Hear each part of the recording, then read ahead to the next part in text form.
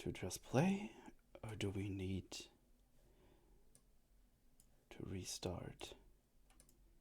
Oh, we don't need to restart. What a time to be alive. Oh, glorious day. What a something. I don't know. Listen, man, it's Monday. Don't expect anything energizing here, okay? Don't even pretend like this should be.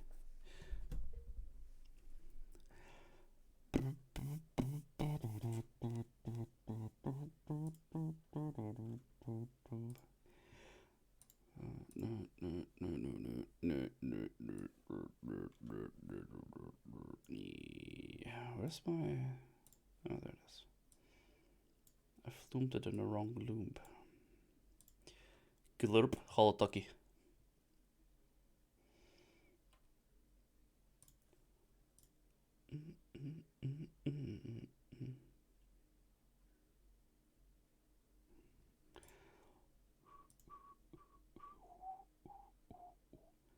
Hello there, Mortimer. Hello, Gax. How you doing? And Taki, how you doing?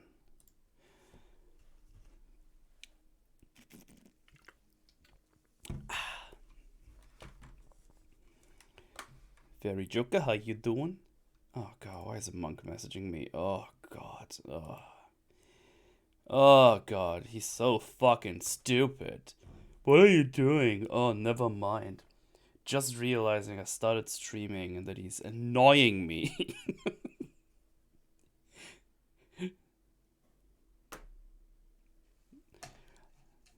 Good, how are you? Doing good. Just you know, Monday, a little bit sleepy. Didn't sleep super well last night, but nothing out of the ordinary. Most brutal menu theme? Yes. Monk being a gay again? Absolutely. Abso-fucking-doodly. Well, you tism. No, you hate monger. I'm working 12 hours a day. I need this. Ugh. I'm sorry, man. Hail metal. Hello, Shifty. Enjoying Mother's Day too much. Oh, I didn't do anything last night. Yeet. I was streaming. Hey, Mongo, thank you for the resub. Anniversaries are gay. Yes. Among heard what I said about him because he called me a fucker. No, you. Actually, I wanted to meet up with my mom last night. She wanted to pick me up because I'm like at my dad's place, which is in the middle of nowhere.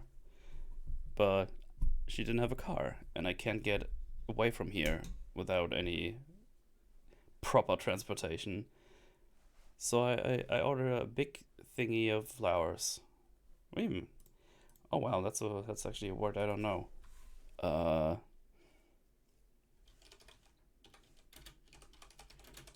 What is this in English? Let's see. That's not a real word. Oh, bouquet of flowers. There we go. Unfortunately, it only arrives like tomorrow, the day after tomorrow, and she doesn't know about it yet. So it should be a nice little surprise. Hey, Triple Skip, how you doing? Getting a bike and pedal over to Dear Mutti. That's very far away with a bike. Keep bumping into each other, hate monger. You all gay dab. You can always count on Replica to put in the first PPOD in there.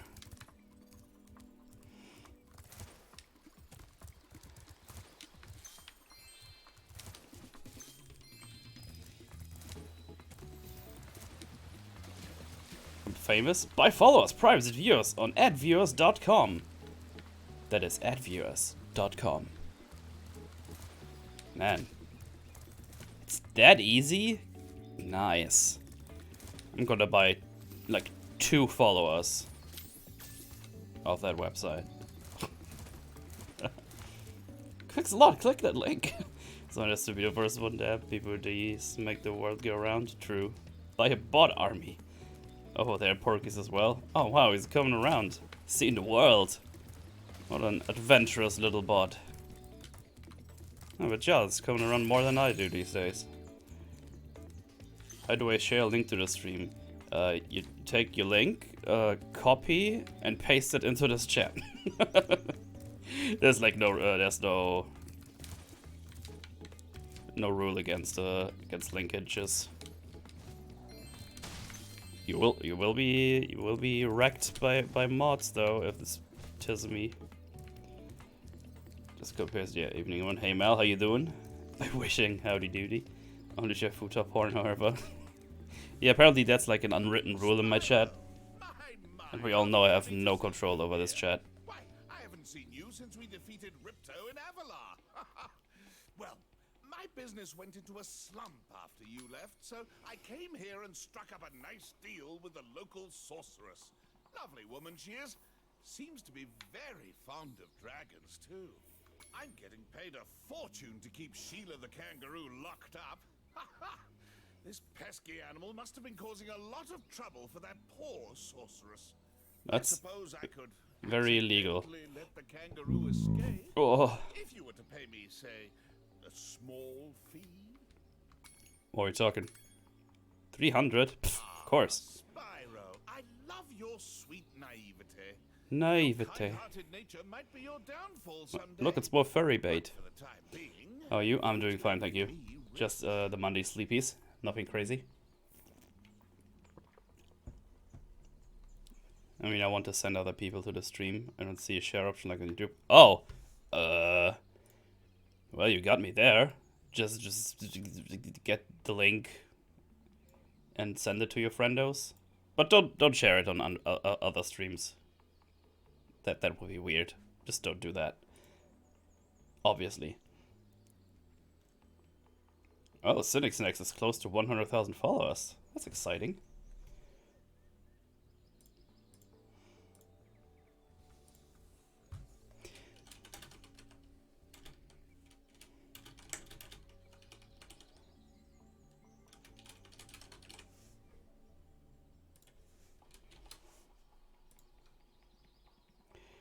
You fucking cocksucker. Oh, hey, Monk, how you doing? Won't accept my call. Ugh, I guess. Hey, Mel. How? Hey, Mel, can I drag you into tisms from the last EFAP in terms of a discussion? Is it the Batman one that you were talking about in something? Yeah, people are still annoyed. So, I'll ask you, and then you see what your chat says as well, out of curiosity, okay? So you remember Batman Begins, right? I think the last time was when we watched it. Is that possible? Possibly, yeah. I can't remember when I last watched it, but you know, the train is heading into Gotham to blow open all the water things and make the fear gas spread everywhere. Like I think that's the plot. Yes. Batman. Oh, doesn't he Batman, let the villain in the train and lets him die? Basically. Well, I gotta get the variables out so that people Sorry, in chat know too. sorry. Mister, oh, I'm so smart. Look at you. Look at you. Sorry, I thought that was my stream. Look at. Don't look at you. It's gross. Yeah, it's pretty disgusting. The train has been, well, the track has been damaged, so that the train is absolutely gonna fucking explode. And Batman and Ra's al Ghul are doing the little fight, like pipow, you know, peepo smash, and it ends with Ra's being on the floor, and Batman knows the train's about to smash, and he says, I'm not going to kill you, but I don't have to save you. Now, when jumping out, he saves himself, obviously, and the whole thing blows up and the guy dies. Is that, what do you think about that? Is that Batman killing the guy or not? No. Why? Yeah, and the weird thing is, How do I explain this? I mean, they say this world used to have magic. Because he. Flying ships, singing. Let me think. Like, it's probably better for the whole city if he does that. Otherwise, he just would probably. Secondary issue. Could he not put him in jail? This is actually unrelated. That's fine. I'll let him go down the hole. Never thought about this that way, actually. It's okay. You're not going to be murdered live on television. I'm just curious about the thought process. Because I haven't even asked you what you define as kill yet. I mean, in that case, I would say if you would like actively go and, I don't know, shoot him in the head or something. Like so I would call that murder. Yeah. I wouldn't. Murder is a form of killing. Wait, aren't those like two different definitions? I thought. Mhm. They're different, I but get they're I get related. confused with those definitions. Murder, With the murder and manslaughter are under the umbrella of kill. okay. What's the difference? Like I legit don't know. So to Murder is the kill, unlawful killing of someone else. yeah, and it's usually tied to premeditation or malice in some way, right? But to kill is to cause someone's death. So if I push a boulder down the road for fun and you happen to cross the road unbeknownst to me and it crushes you, I have killed you. Okay, so in that case, he's pretty well aware that he will die if he doesn't save him. So I guess that counts as some kind of murder, killing, whatever. I think so. I think Yeah. he's committing manslaughter for sure, and I think Yeah. you could actually make the case that he's murdering him. Yeah. Yeah, no, but those definitions, definitely, yeah, of course. All right. All right then. Then let's extend that to the trolley problem. Da-da-da-da-da. I So, heard you mention that. What is the trolley problem before we start So- even talking about this? the idea that you could never ever have someone could be in a position their whole lives where they never kill. So the trolley problem is an attempt to breach that definitive statement, if you will. So you got the train is barreling down a track, Yeah. and it's going to hit. I'm going to make this complicated, no, less complicated, I guess, but we'll reduce it down once we get answers. So it's going to shred through 1,000 people that are all tied up and sitting on the track because evil Dr. Villano has put them there. Mm. But he's presented you.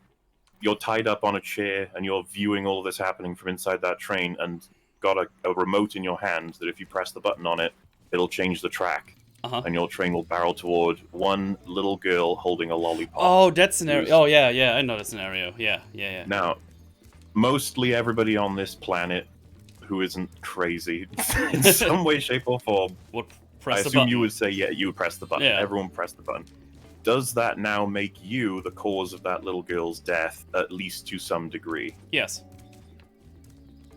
Right, that's all in it. It's Yeah. really fucking simple, isn't it? Yeah, I pressed the button. I decided I'll kill the little girl instead of 5, 6, whatever other people there were. And so, if your rule as Captain Nettle is I never kill, and you pushed that button, you killed, as far as I'm concerned. You didn't Oh, yeah. murder, Yeah. and I think you're ethically in the fucking clear. Oh, You- yeah. You made your choice. Absolutely. What's James going on about? That's a modified version of the question. That's not fair. All right, let's reduce it down, Metal. What if there was not 1,000? There was 5. But still, Fucking shocks me that people don't understand this. I don't know what. It's Yeah, the let's- numbers don't Day matter one in this. philosophy In this 101 shit. the numbers don't Okay, matter in Metal. that scenario. Let's modify it again. What if there's 2 versus 1? I would always go for the lower number. Like in my mind, I'll always go for the lower number if I actually do the action in the end. Because I just remember the thing we watched from Vsauce, where people are just watching and just waiting Oh, for something to right. happen. But that's a whole different then- scenario. But in my head, I was Right, like, yeah, oh, yeah, I'll yeah, go sorry. for the So, I'll go for I the guess- lower number. The last question then is that if you conclude someone pushing the button is to have killed, would you say that the person has killed the thousands if they didn't push the button? Interesting. I mean, they didn't do anything, even though they had the opportunity to, I guess. But that's a...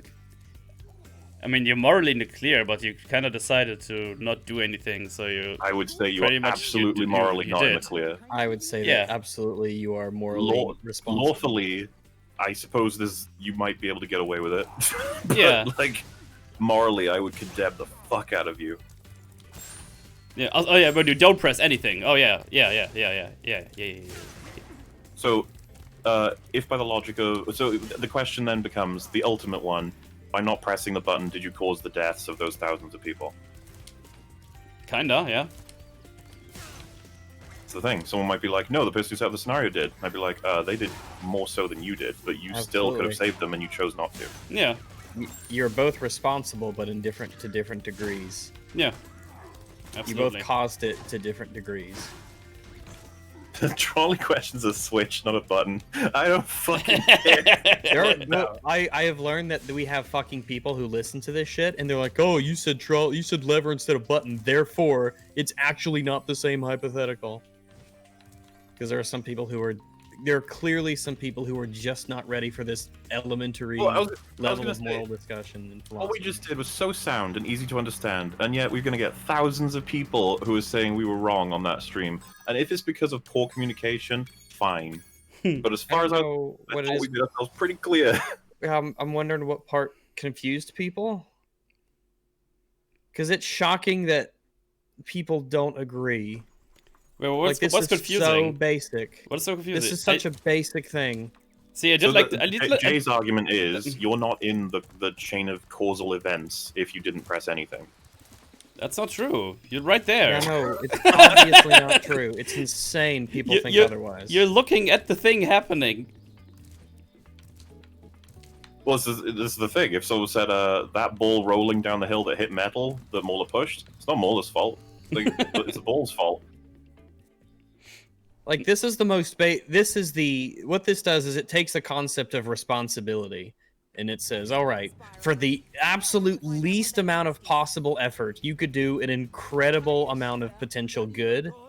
And if you say that, oh well, if you take the position that, oh, you're not causing it in any way, you're not responsible in any way, then as a concept, can you be responsible for anything? Does responsibility even exist in your world? What could someone ever be responsible for? Yeah. Outlet Fredo said, "You're not responsible. Morally, you yourself can suffer if you're not sure of the decision, but it's not your fault that people died. If the series of events are, if Rags was doing the trolley problem and it was my family on one side and some dude on the other, just one, and he let all of my family get run over by the fucking train and then told me, it's not my fault, Mauler, I didn't do anything, I didn't push the button. I'd be like, yes, it fucking is. And if Rags was like, no, it's Dr. Doom's fault. He was the one who said all that. I'd be like, fuck Dr. Doom. Like, yeah, he's an asshole. He set all this up. Of course he's responsible. He's gonna go to jail, fine. But you could have saved my whole family. You're responsible for the difference. That's the thing.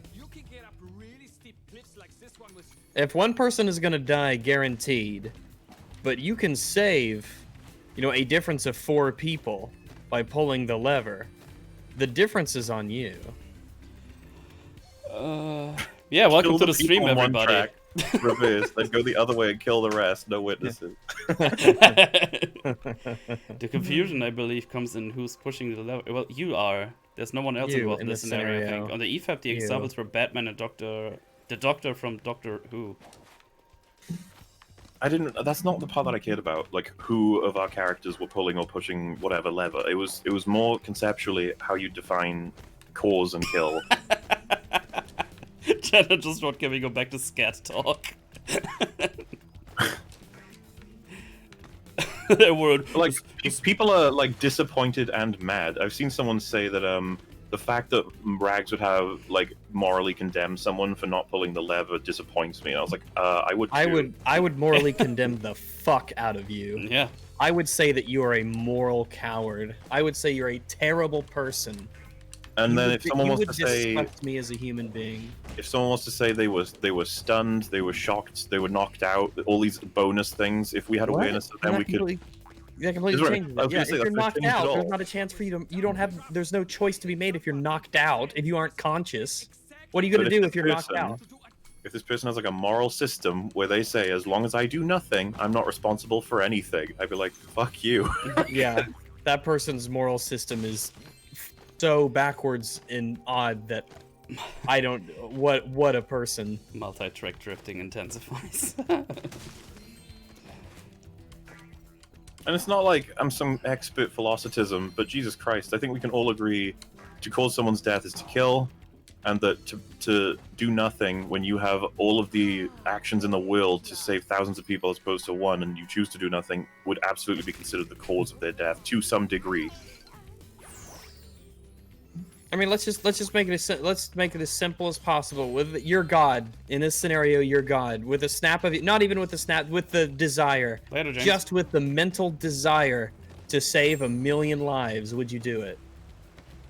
This is kind of why we condemn God regularly. This is why God's a shitty character. No, Bigidius is the expert for tism. That's true. Bigidius would agree with us. Any sane person would. Why am I being told to water my Jebs? As if I don't. Sorry. It's just a reminder, okay? Don't yell at me. Like, here's the thing: the closer we get to that weird middle area, you know, the harder it gets to be more definitive. Yeah, But in the whole this, point of this is yeah. to remove all of the variables, except basically for how many lives are involved.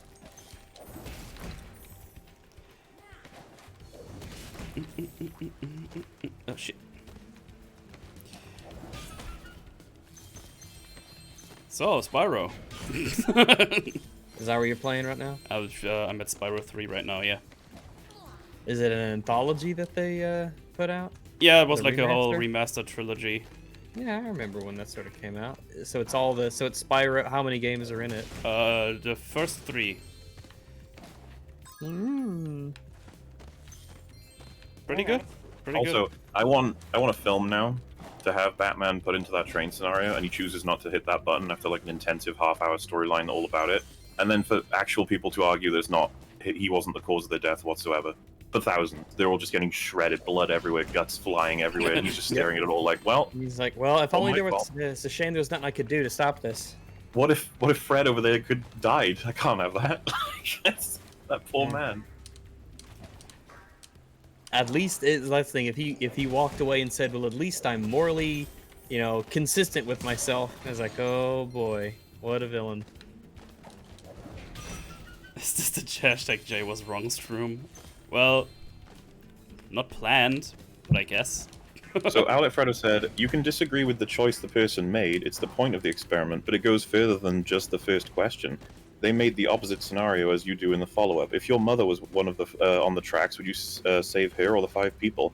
If all I knew it was 5 people, it would I'd be save the really 5 fucking people. hard.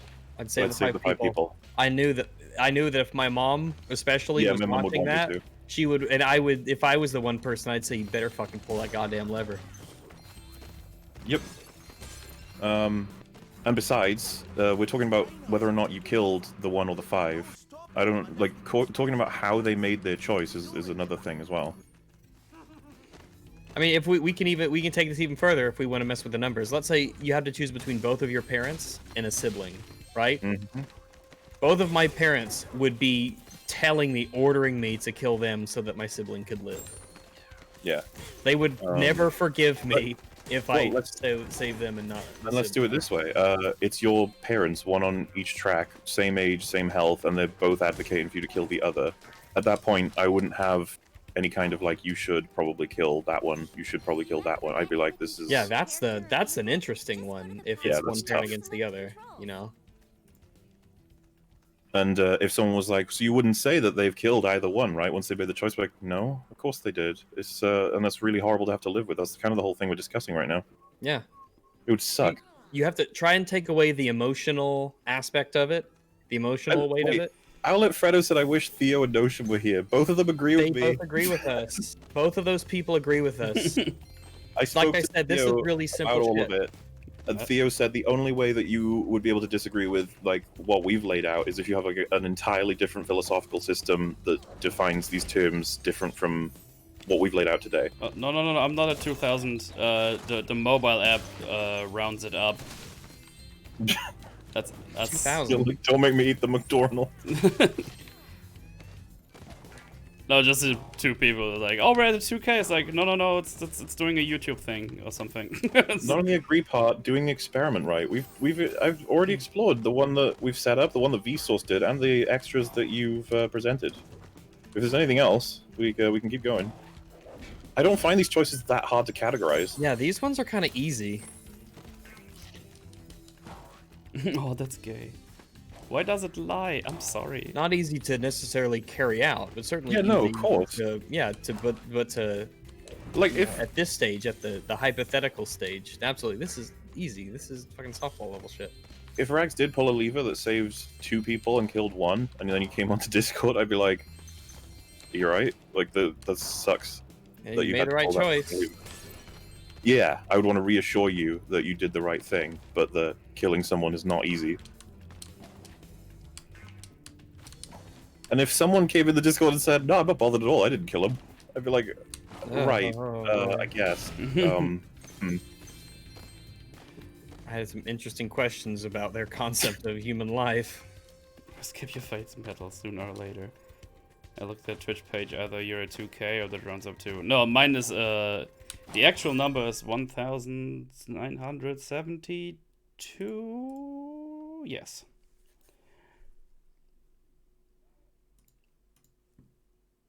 Becky didn't die for this shit. What would Dawn do? And I think that's what a lot of people picture, is that Batman doesn't press the button, and he doesn't not press the button. He rips out of the chair, and he bashes the train until it falls off the tracks and no one dies. Like, yeah. Right.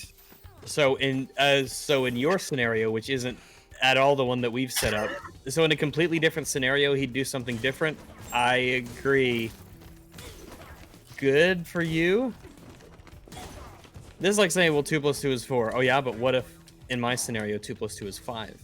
It's like, okay then. Then by definition, that's true. My taunting is wearing them down. Batman killed Becky, justice for Dawn.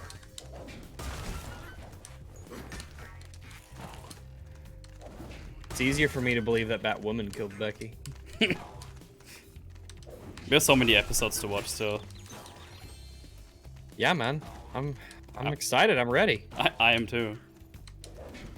By the way, though, I don't even want this conversation to go too far on like EFAP, because the fundamental, hard, often discussed thing on EFAP is the objective-subjective view on how to categorize a perfect standard to try and judge against storytelling. Right? That's the one that's going to reoccur. The last thing we need is reoccurring philosophical debates about what it means to cause death, to kill, to murder, to all. Even if we feel we have the answer, I'm just like, can we not? Like, it's hard enough to keep track of the things we have, because there's a reason we avoid loads of different major topics is for other podcasts to want to explore.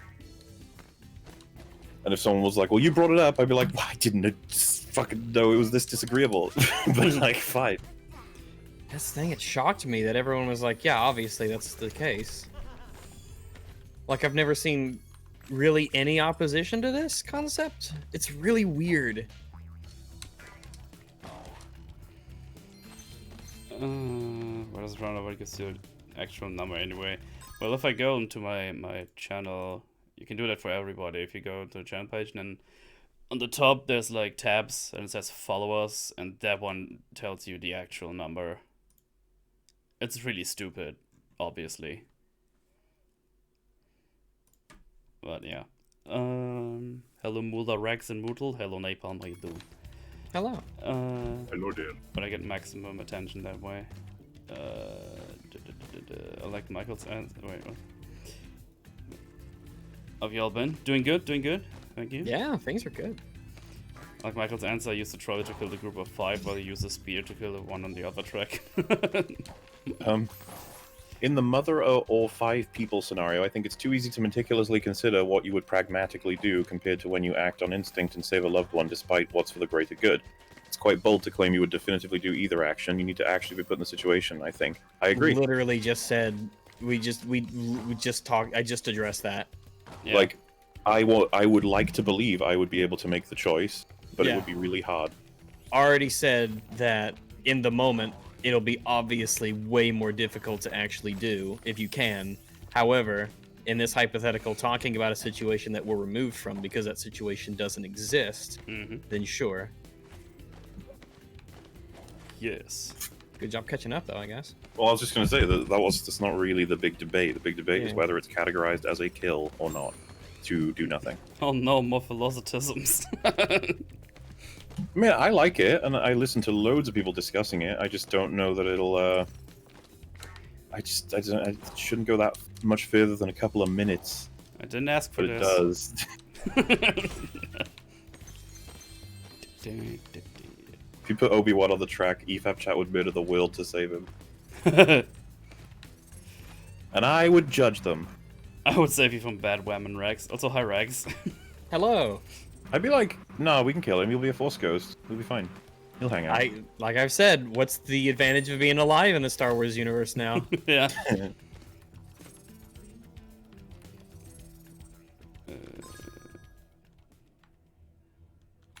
Oh, there's still another thingy happening. It was a similar scenario that included your dog and a random human stranger in a burning building, and you have to choose which to save. Laugh my ass off. I'm pretty sure I'd go... If that's all the information I have, I'd have to go with the human, I think. Say that again. Your dog versus a human in a burning building. You can only save one. Human. Yeah, it sucks, but the human. If it was a shitty human, then yeah. I'd be fucking pissed if it was a shitty human. Like, if it was a shitty human, then I'd be like. However, that's the interesting part, right? If someone saved the doggo and was like, "I'm sorry, I love the doggo too much," I'd be like, "Ooh." Especially if it's one of those shitty little yappy ones. Like a fake dog. Like this stupid, weird canine invention that does nothing. It just bounces when it barks, and it's always making noise, and it doesn't ever do anything useful, and it doesn't listen to you. Just Fuck that shits shit. all over everything like metal. Hey man, I'm right here, dude. What? Oh, hey Mel. Hi. I feel like heroes that are not ready to do hard decisions, like, let's say, killing the Joker, that would help everyone involved only because they don't want to impede on a flimsy moral rule. It's so weird. Even Obi-Wan tried to kill Anakin, someone he loved as a brother. But the thing is, I'm actually okay with it. If, like, you know, this guy's terrorized the world, and then he's put in a position where, he's completely done, like, no way to hurt anybody, and on the floor helpless, and we can capture him. And someone says we shouldn't capture him because he might escape and hurt more people, I'd be like, ooh, I don't think that's how we do that. As for whether or not we should kill him as punishment for all the damage they've done, that's another thing. But if we're in scenarios where he's like, you know, got a gun to Metal's head and I can shoot him to prevent that, well, yeah, I guess I'll save Mel. I mean, you could also shoot me. Yeah, I could- but if the gun was on a table and you were told that if you shoot the man, then Metal's life will be saved, then you can just say, "Oh, I'm just not going to participate," and be not my fault. okay. And I'm Oh, standing, yeah, no, no problem. and I'm standing right there. It's like, dude, what the fuck? Mel, it's not my fault, bye! No, we talked about this. Ah! I'm choosing an action. I mean, I'm not choosing an action Hey, Spyro. in the scenario that I'm in already.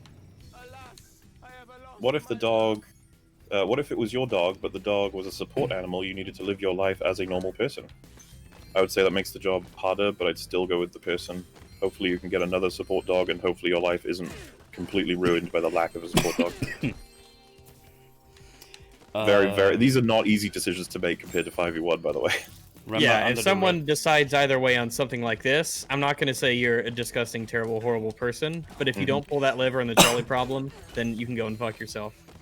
Remember Under the Red Hood? Batman explains why he doesn't kill Joker. Oh yeah, that's right. I forgot the reasoning though. It's been a while since I watched that one. That's a good DC animation though. I would recommend it. Good stuff. Well, from what I understand, Batman doesn't kill because he doesn't want to see himself become the monster that he ends up putting away all the time. Simultaneously, I'm not sure if this is a part of any Batman media, but the idea that redemption or reform versus kill. Oh, you have a gun to Metal's head? What would you do if I shoot him? Yeah, tough shit, Batman. Dab. Badman. Oh my god.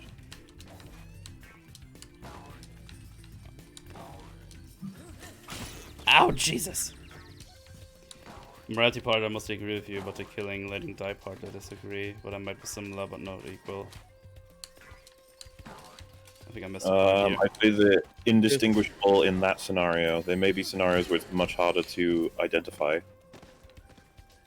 Yeah, if Batman could just take him into the police and have him face justice, and instead he allows him to remain on the train knowing he will die, then Batman is indeed irresponsible to a degree. And he And I has find killed him confusing too. that he says, "I'm not going to kill you, but I don't have to save you." It should have. It's just like, what do you mean?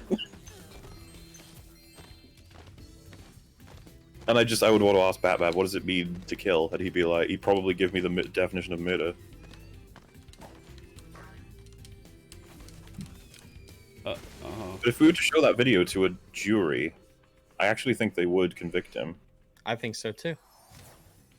I mean, legally, if he has the ability to save him, and it's not exactly going to be a strain on Batman to pull him out, you know, and he doesn't.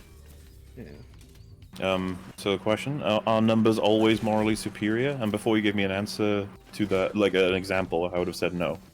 Yeah. But the example is, what if it was 5 convicted pedophiles versus 1 child? So a better example would be 5 90-year-olds on deathbed versus 10-year-old who's perfectly healthy? I'd save the 10-year-old. Yeah, I I'd say the think. 10-year-old. I think I'd save the And, 10-year-old. I think at that it would be- point, it's It just. would be rough. It would be sad. I would even want to try and explain how sorry I am to each of the families of those people who died. But I would want them to know that it was not an easy choice, and the only reason I did it was because I assumed they had good, long lives. I would hope. And that the 10-year-old has not. Hell, even if it was between a young 10-year-old child and one of my grandparents, I'd be like, Yeah. I think even then, like, my grandparents are really old and they've, they're very satisfied and they're, so they're really religious and they're very much at the stage of, one of these days we'll just die and that'll be that. And they're very, very at peace with it, Wait, I just realized. We've been talking about this for weeks and people have been agreeing with us. Batwoman. We've been saying that she's killing people, she's responsible, she's culpable, and people are like, yeah. Oh, well, that's the thing. Once it's something I like, the rules aren't the same, Mauler. I was supposed to say, like, I just realized our audience has been agreeing with us this whole time. How would they categorize that differently? Uh-oh, Spaghetti-O. Oh, spaghetti. Well, Batwoman didn't kill those people. Alice did. It's like, oh, you've entered into a moral gray zone. Yeah. She only let the person who was constantly murdering go free multiple times. Batwoman didn't actually do it, so she didn't get it. And yeah, nightly tisms. You are the person who just made me think of that by reading your comment. So yeah, well done, sir. Oh man, this is the thing. Like, I like that people cite these moments as like the failings of EFAB. It's like, what do you mean? I've always had edgy takes. I don't mind being like on the team of unpopularity. It's fine. You can't prove that wrong. Yeah, I'm fine being unpopular. I think I'm right. And until you explain otherwise, yeah. But like, this is, I don't know why it's considered so unusual. It's just like I think it's common, like, unusual that everything. people aren't on board with this. No, I mean unusual just that the hosts of a show disagree with their audience at the time. It's like, Did it's you funny never because think we this would constantly happen? Get told that EFAB is a cult and a circle jerk, and I'm like, fuck it all. EFAB is never right or wrong, it's just tism. Because yeah, the comment section is filled with how right Jay is. It's like, no, it's not. Right. It's not. Jay is not correct. Absolutely not correct. But it's fine. I still love Jay, and I still love the audience, even though I really think that they're not understanding the greater meaning of a lot of the definitiveness on this particular tism. Oh, absolutely. They definitely don't understand.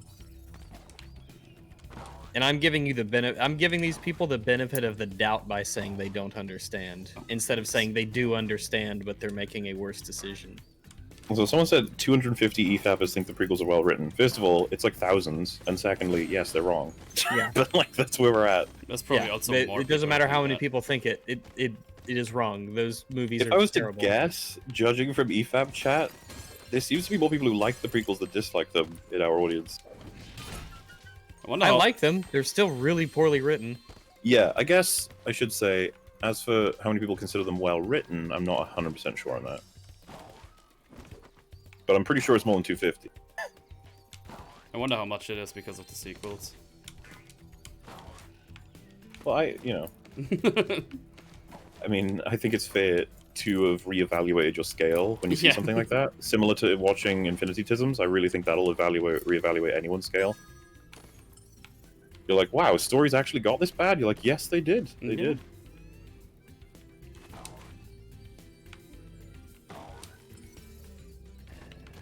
Let Jay win this one, it's all he has. Jay has to earn his takes. wins. He has some good takes here and there. Fine.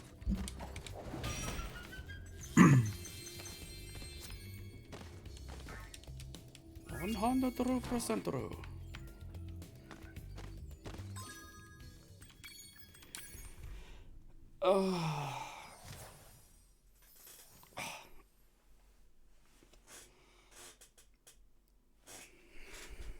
I like them, but they're not well written.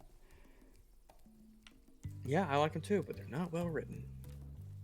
A lot of problems. By the way, I was going through my list of notes because I'm giving my notes to somebody who was asking for them. and I realized that I didn't actually start taking notes for episode 1 until they first leave Naboo. So I rewatched the first parts of Phantom Menace to up to that point to make notes, and then I had to stop because I had written so many notes about issues and writing tisms and things like that. In fact, let me run a couple by you. Exit to desktop. Come back when you finish witch school, okay? Say, is it just A lot of me, the or secret is she getting thing. when she's angry? Here's one. The Jedi, are there alone in the negotiation room? Are they the ones doing the actual negotiations? Between whom are they mediating? The Trade Federation, and who exactly else is supposed to be there? Because there's no one there from Naboo's side. I will say, I'm gonna make sure we get somewhere with these. If you are Valorum said to the Jedi Council, "Hey, can you send 2 Jedi to sort out this thing on Naboo, whatever it is?" Yeah, sure, okay. Obi-Wan and Qui-Gon, go ahead and send a message to the Trade Federation blockade that you're on your way and you're going to settle the difference with whatever the hell's going on. Okay, they arrive, they sit down, they're waiting to be joined by the Trade Federation. I imagine the Trade Federation would be like, "So why are you here?" And be like, "So we want to settle whatever's going on between you and Naboo, the Naboo. Can we, either speak to you now and speak to them later after we figure out what the hell's going on, or have one of their representatives be contacted and we can have that discussion?" But that never happens because they immediately get, attempted assassination, I guess. This is actually one of the more odd parts. Because it says Chancellor Valorum sent them in secret, but he told Palpatine, and he told Naboo would know, right? Well, they do, and Palpatine knows as well. Yeah. What I'm saying is, the Naboo and the Trade Federation will definitely know this is happening because they're the ones that are being dealt with, and Palpatine is the Naboo senator, and Amidala is the Queen of Naboo. So, I imagine telling them is only, inevitable anyway that they would know. So I'm wondering, what's the point of keeping it secret if you're telling all of the parties involved, and they can at any point say, "Oh yeah, they sent Jedi as negotiators"?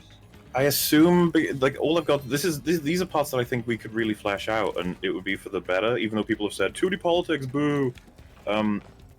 Is it because the Senate would be, insulted at the prospect that you're trying to solve a political issue that's began with the Senate, in some way, shape, or form without their consent or interest? Just had 2 people to go and mediate a discussion like that. Is that wrong? Is that against the rules? But because surely they would find out, or at least this is a very high risk factor of them finding out, right? Yeah, that's the thing. This is... Let's say the Jedi did go there and they got a conversation going. They were like, "Yeah, we want 30, we want 40, 35, we all agree, good stuff," and the Trade Federation leave. And then the Senate are like, "What happened? Why did the Trade Federation leave?" And the Trade Federation are like, "Well, we got an agreement thanks to the... there was an agreement. It's fine." And it seems really strange that... So Palpatine... Okay, so Valorum sends them in secret. Valorum tells Palpatine, because Palpatine, in a scene where the communications blackout occurs, Palpatine is talking to Queen Amidala, saying, "I had assurances from the Chancellor that they had arrived." So Yeah. he knows, therefore Sidious knows as a result. Mhm. It is, and then yeah. they're just like, "Oh, just blow them up, kill them all." Is Right? it possible that Palpatine was lying because he would have found out through the Trade Federation? So why would the Trade Federation know? But so this is afterwards.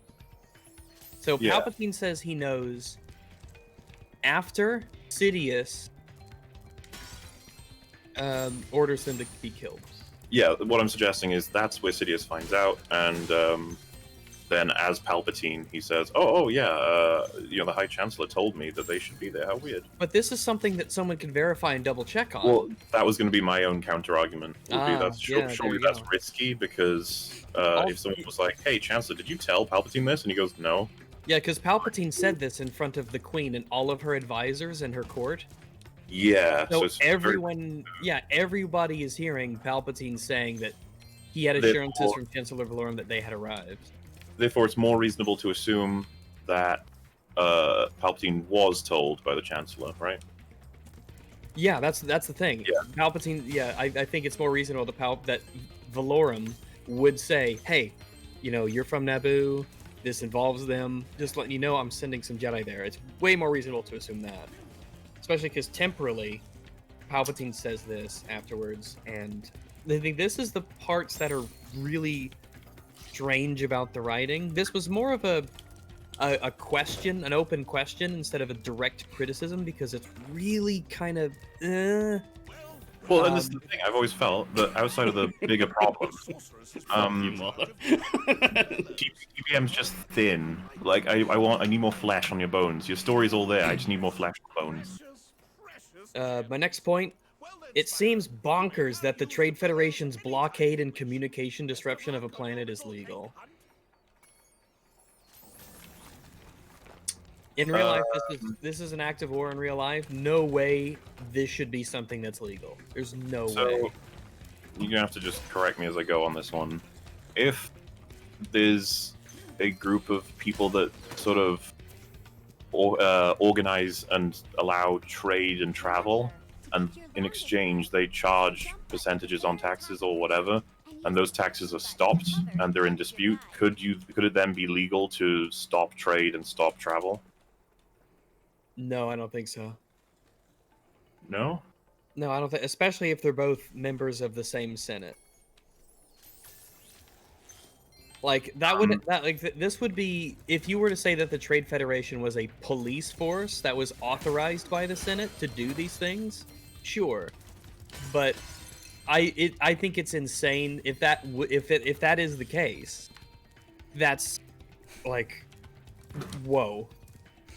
Like that's a thing you could do, because you're preventing people from coming and going from a planet, regardless of whether or not they are involved in this dispute at all.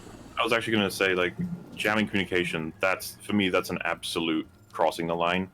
A trade blockade, has that ever been done in human history where it's not been considered illegal?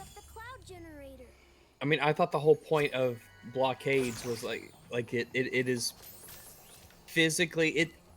Wasn't there a, what about Blocking people- the Cuban one? There was, as far as I know, there was just an embargo. I don't know about a blockade. Maybe there was, and I'm just not aware of it. But I know that there was just an embargo on Cuban stuff. And the last argument that would be fair to reference would be, what if we have to just concede that that's legal in this universe? I can concede it is legal. That's the thing. I know it's legal. They say it's legal. Yeah. My thing is, that's insane that it is.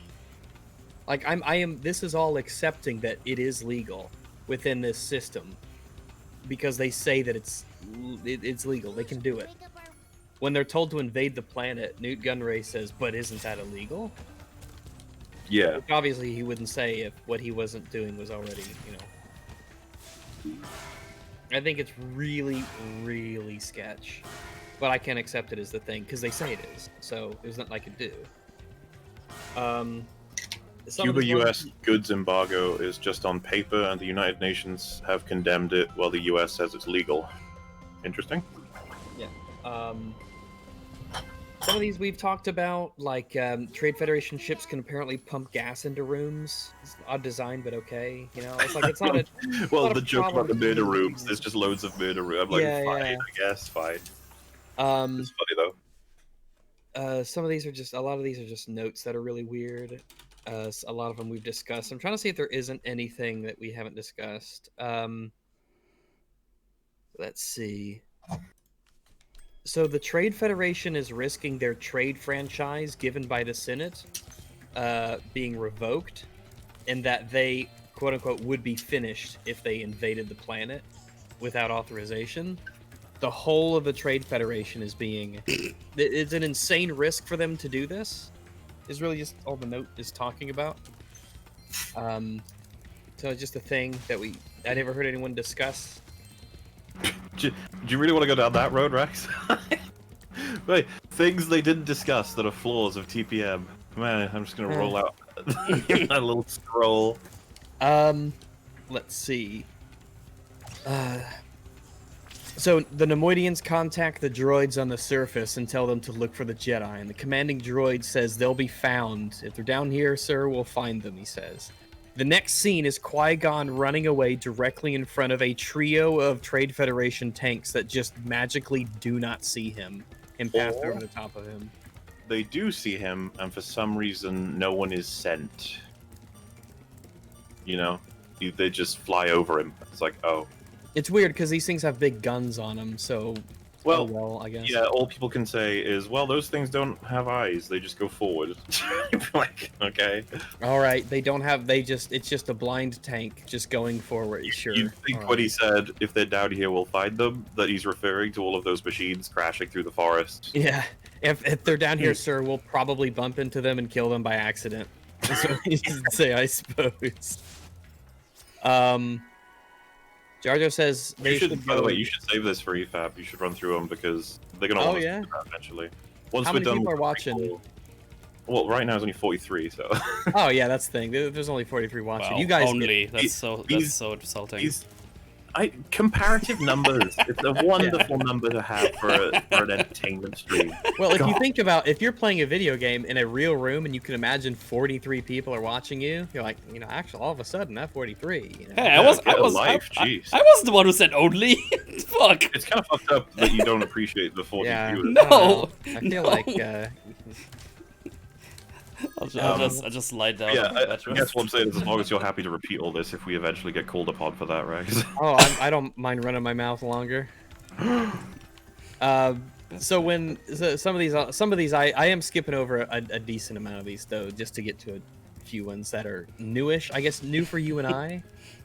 So I'm not Jar Jar valued. says Jar Jar says the Gungans don't like outsiders. Like he's preparing them for that. But when they go into the city, the underwater city, the guards in this scene, the Jedi don't say a single word. The guards don't even address the Jedi that are here.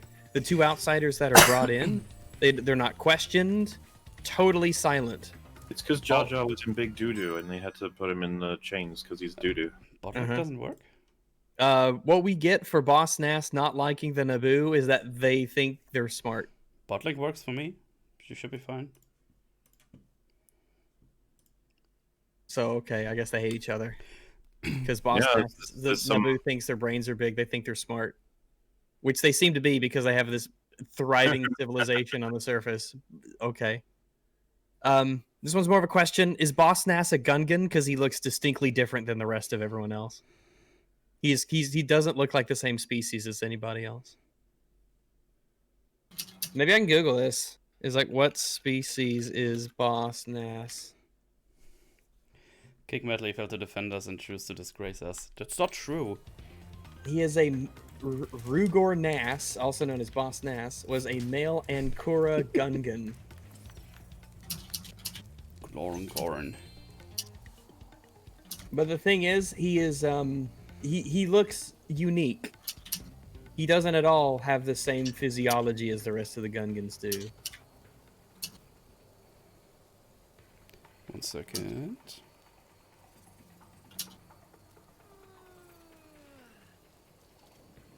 Reading this just to see if it says so.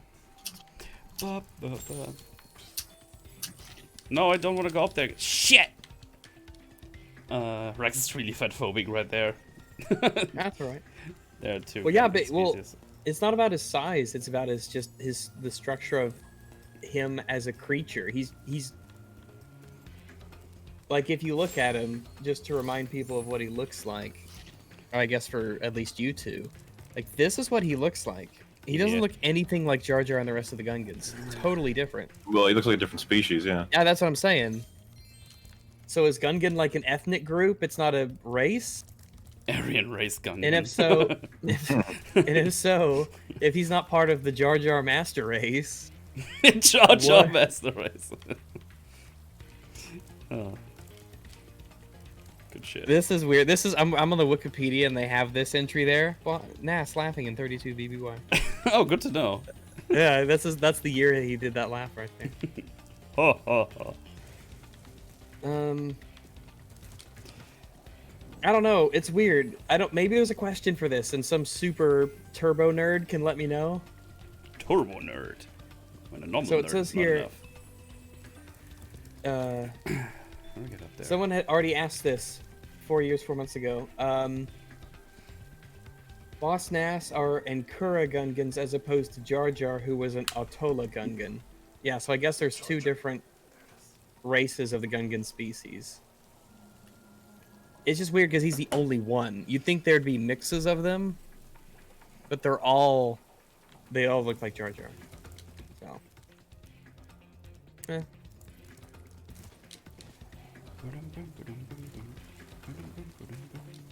Boss Nass was just a double Gungan who did the movie Bob challenge. Oh no. Oh my goodness gracious. His eyes are just, they get surrounded by the fat buildup so they don't look like they are on the end of, like, you know, feelers. What else we got? Obi-Wan says that what happens to one of them will affect the other, but I think it's pretty clear that if the Gungans disappeared overnight, the Naboo wouldn't be affected by it at all. And vice versa, quite frankly. Oh, fuck. If one of... I think if the Naboo or the Gungans disappeared, the other would just carry on like normal without any real change at all. Jar Jar has to ask the Jedi to help him before Qui-Gon then requests him as a guide. Because I guess other than that, they were just going to leave Jar Jar there after he helped them. Kind of weird. Stop it. You're making it seem as though prequels aren't as good now when Jar Jar Sid did a good job of making them seem great. Jar Jar says he would rather die in the city than at the core. You're like, all right. I mean, sure. Like, geez. That's what autistic Gungans look like.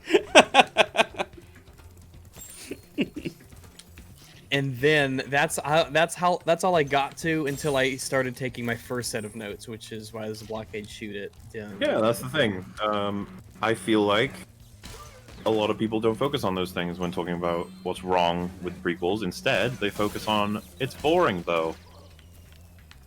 It's like, well, Yeah, like these movies are really easy to tear apart. There's a lot of stuff here to talk about. There's a lot of unnecessary ambiguity that could bring a lot of clarity to the plot and the things that happen. But people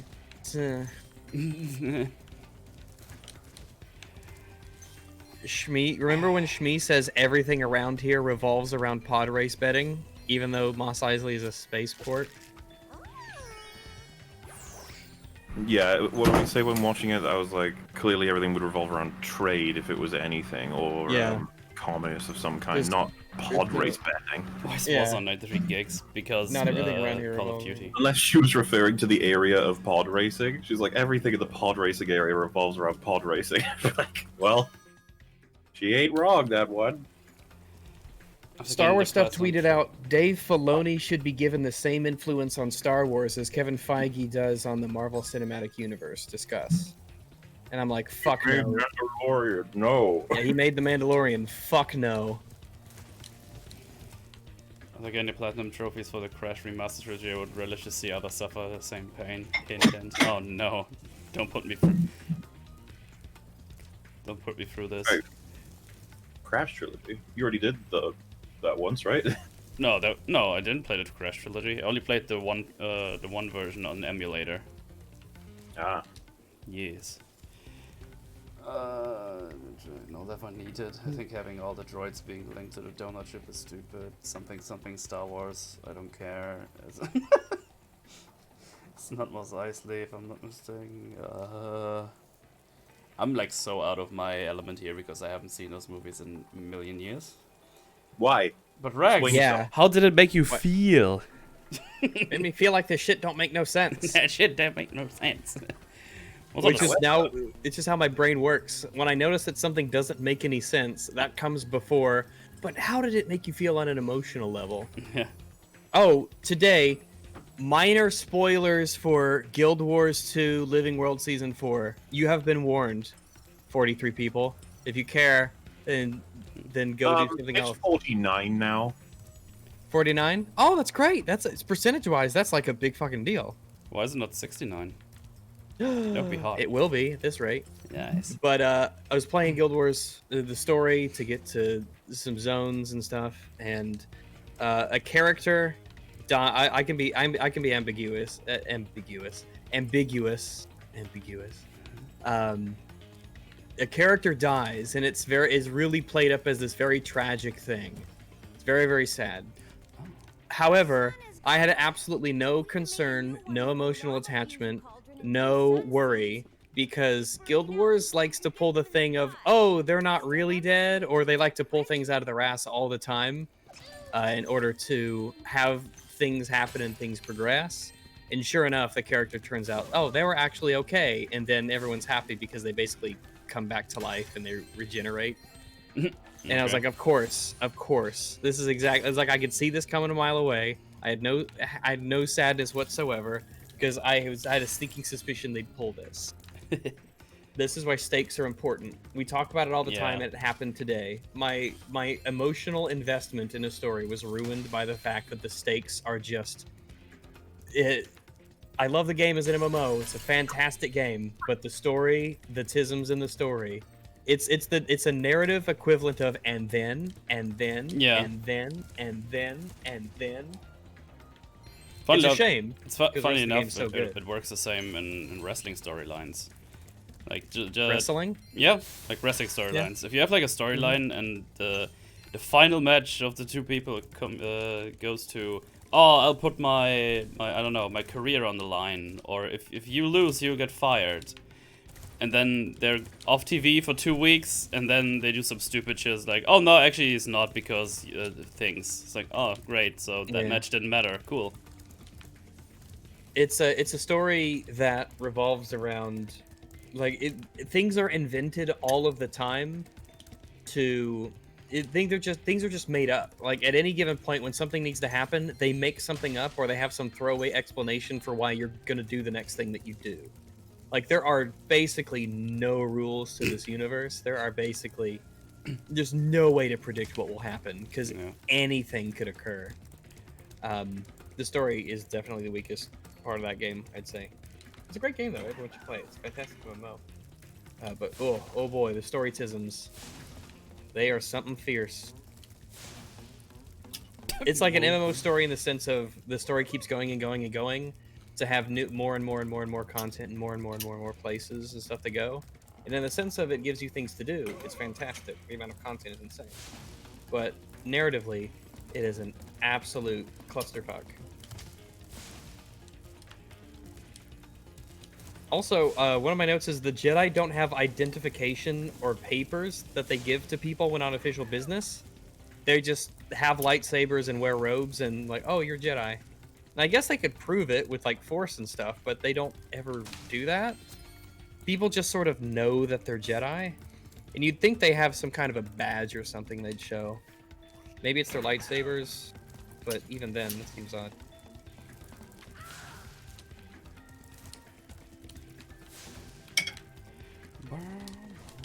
Remember when George decided that Anakin's mom had a virgin birth from the Force? That was weird. We didn't need that. Rag is right. Steak is delicious. Yes. I love steak. I don't have any. Good. Well, one more than two. Now that's what I call a son.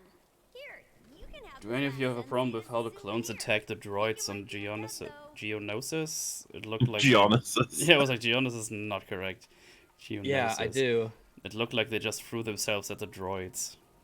Yeah, so Geonosis, and this was in our notes for Attack of the Clones. Geonosis, for how insanely integral it is to the Trade Federation and how important it is, they have like no security.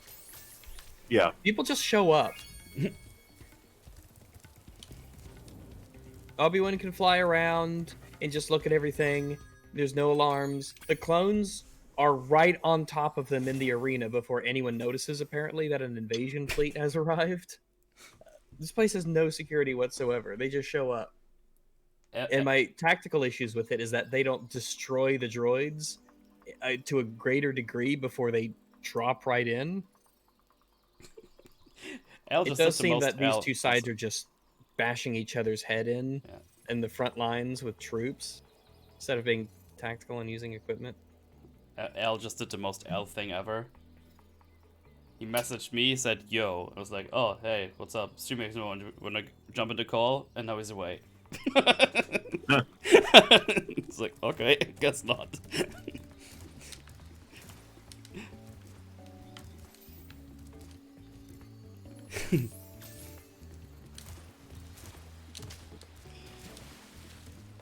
Metal is hunting anomaly down. Yeah, apparently I was hunting anomaly ink into a fiery pot of fieriness. Typical L, that's our Smiler. Rex just like the thick veiny meat. Dab. Yeah, there you go.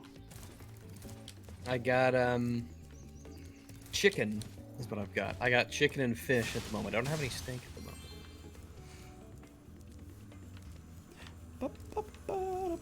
This is a super fly. Oh.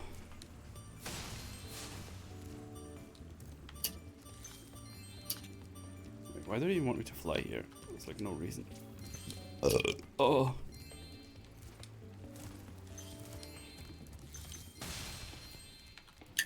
Oh, probably up there or something? Yeah, okay. Oh Jesus, another paragraph of Florman Glormans. What is everyone's thoughts on multiverses in storytelling?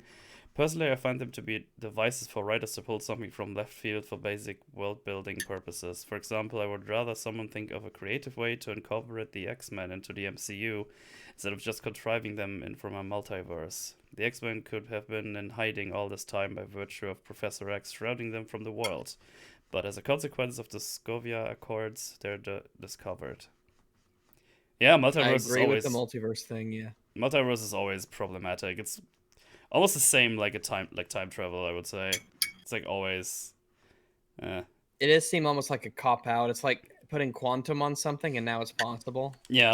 Well, I almost prefer the cop out versus when they're like, all right, here's my system. I'm like, oh god, here we go. Yeah, if you're like, oh, actually, it's a multiverse, and we can something because the multiverse allows you to get characters back who have died. It allows you to undo events. It really ruins the idea of stakes for me. I mean, Yeah, look not a at fan. look at infinite tisms. Oh, they destroyed infinite Earths, and now we have one Earth Prime. So I guess we only have one, and everybody is still alive, kinda. It's like, okay. Also, I did a backflip, and that took all my time.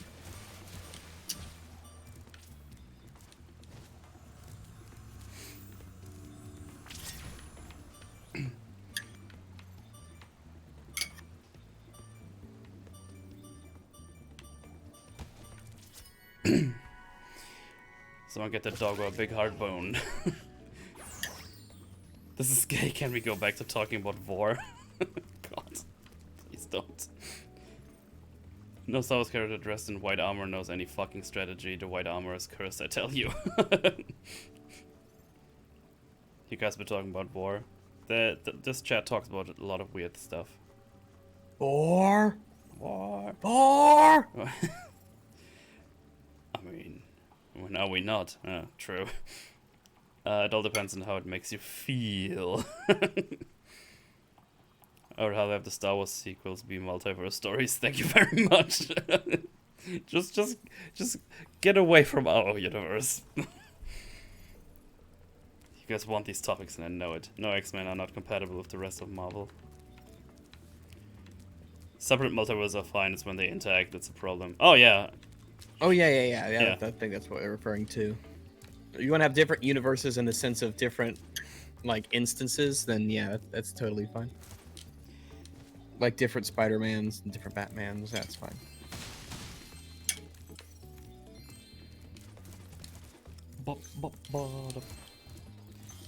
Collect the extra near that egg. I'll get around to it. The population of Geonosis is 100 billion, apparently. Yeah, but they're all like drones and stuff, so I could believe that. I'm sure they're probably counting like fucking larvae or whatever it is.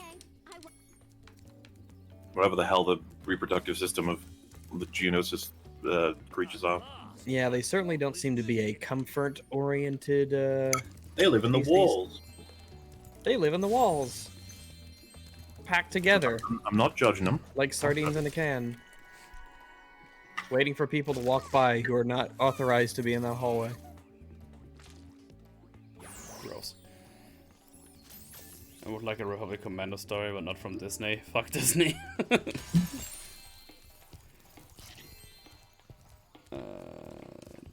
Don't recall ever talking about anything weird.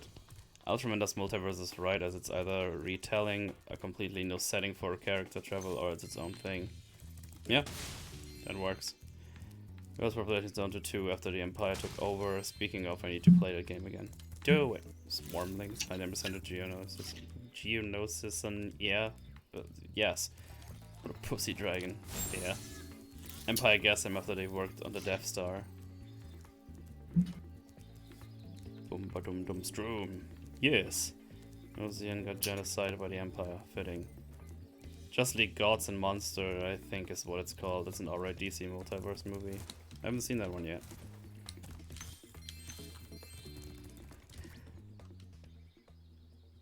Meet me back here.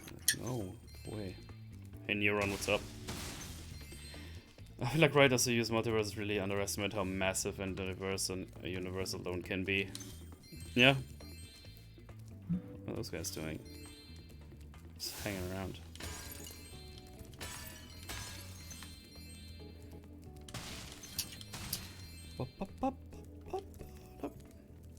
What you bring me? This is a balloon that will take you to a new land, but we can't. Oh, okay. I have 18. Oh. Hello, Mr. Sealman. Portal is working. How's your metal? I'm doing good, thank you. How are you 3 today? I'm doing good, Kiva. How are you? I'm doing okay. Things are fine here. Things are going really well.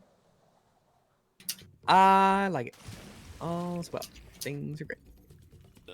The 2 biggest problems with Hollywood is 1, they think they can do anything in the editing phase, and 2, they constantly underestimate the complexity of their stories, and it's neat to explore it.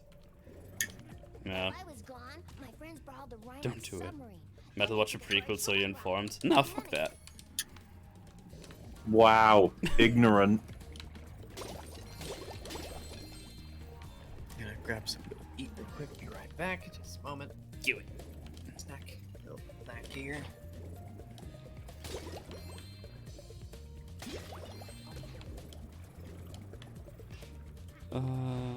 Lucky for Geonosians, the last surviving egg after the genocide was a queen. My queen!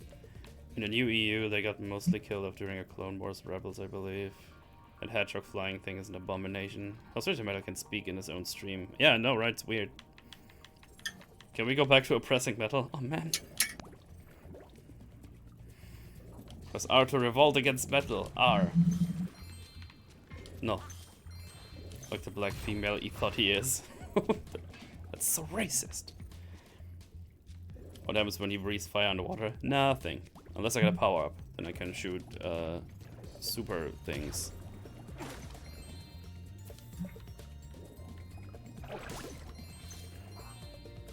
I wish there was a way to continue the story, sort of the Jedi trilogy.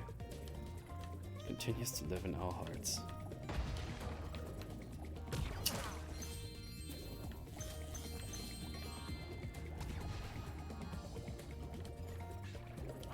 Anyone seen Shad's troll archery video? I have not seen that, no. Is it a funny? Is that a Clone Wars retcon, the clones to have a chip instead of something like 500 first journals from the VF2 game? No idea. Can't be racist, I'm an accountant. You're all just numbers to me. Oh, alright. I revolt alone. Rebel, rebel, rebel. Makes me laugh that Geonosian got fucking genocided in both canons. I guess fuck those guys. Prison Metal shall never return. You have lost. Damn it. Bugs are bugs. I actually like that change. Nearly 18 minutes now of Shad trolling his haters. Okay.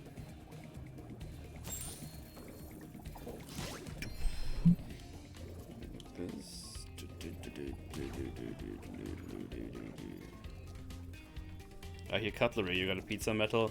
Does look like I'm eating pizza right now.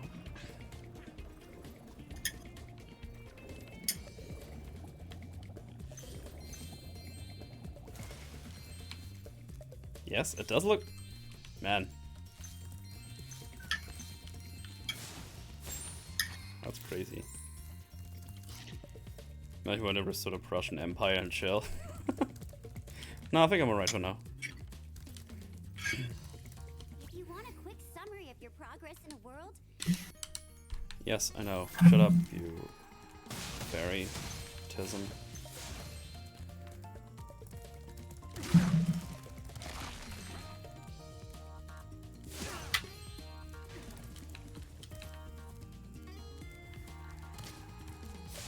Do you hear the sound of pineapples on pizza? Gimme.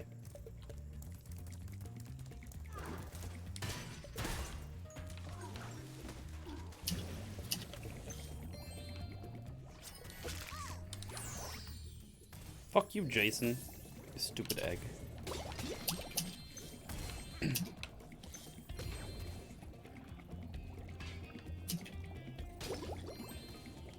Jason! Jason!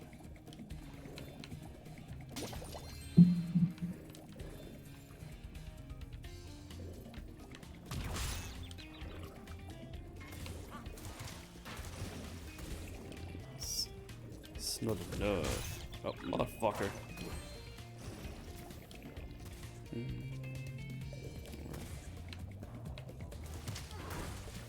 Fine. Go that way then.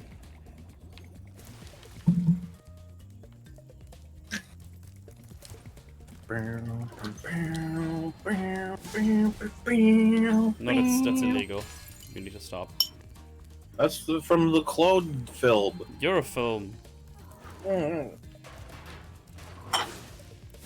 Fucking wrecked.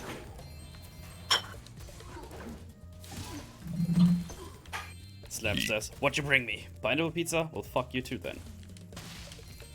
Oh, Nero, thanks for the resub. Appreciate it. Yeah, Metal, take this. I will leave you to play games now. Cheers. Bye. Get the VOD copyright strike. Sorry? I'm gonna get the VOD copyright strike by doing a perfect rendition of the soundtrack.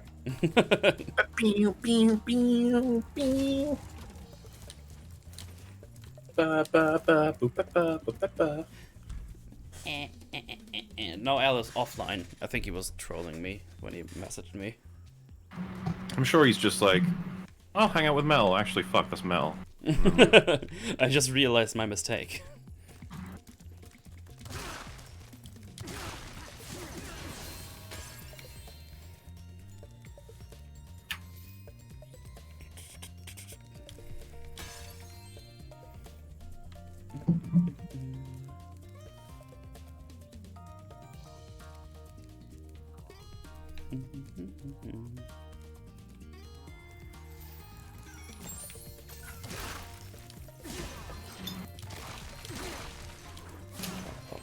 Someone stop him. Goes with the killing us. I just removes the chip. No, Mupsy, you will give Disney money. Modest edition of song is too good. Disney monetized the latest stream because of 4 seconds. And I actually was so pissed when I saw that, because I thought the last stream was really good content-wise. Like, we got through so much and discussed so much that I was like, nah.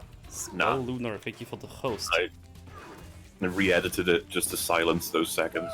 Put it back up, and it is so insane to me that all of the money that could ever be made from that video would go to Disney had I not removed 4 seconds that had nothing to do with them. Yeah. Fucking background music from Cosmo's video, and it's like, how didn't you get fucking... Yeah, it's so selective, it's fucking shit. Gax13, maybe follow, what's up? Well, just playing the game, having the conversations. How you do? How you do? I'm back. Hello. Hello. Wait a second. The how come my my icons? My icons are back to this. Yes, They fixed it. they actually fixed it. Oh, thank fucking Christ! No, right? Also, wait a minute. Thank goodness. Whoa. Fucking stop. I'm trying to get a shot of it when I'm actually speaking. There we go.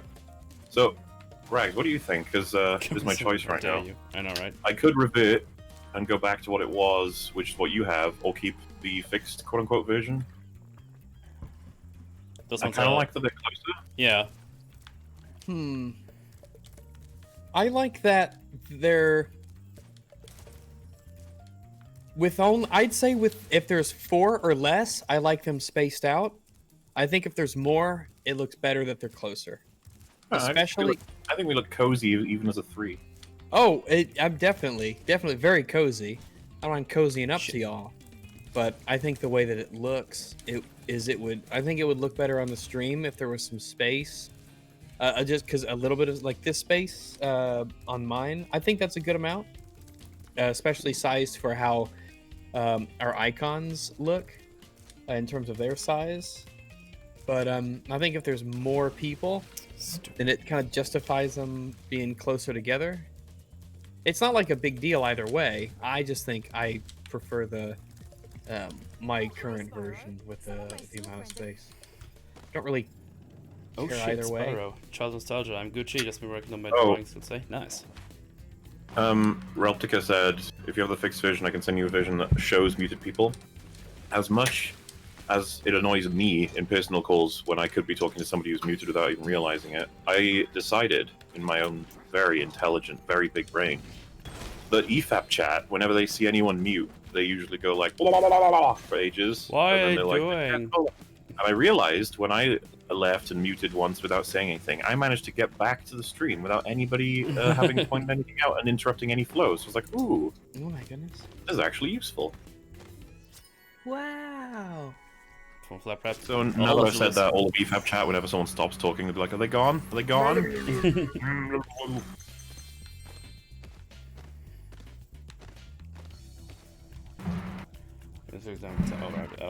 Still faster shift slaves. Is Mauler gone? Just stop talking. Are you just gone? Where'd you go? See, look, he's on the trust is toilet. He's broken. the capper in chat. Hi, Sheila. The Rhinox have built a fortress on our beach, and we're going to blow We it have become the smithereens. furry bait. We Yeah. need Mipsy is muted. That Who? means he's getting pizza. Before people start changing their profile pic to say BRB. Oh, imagine someone put the muted symbol inside their profile pic. That'd be such a prick. Deafened, yeah. Constantly look at it and be like, wait,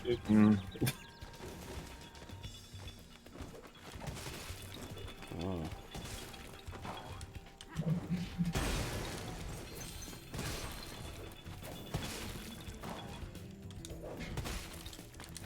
Belch.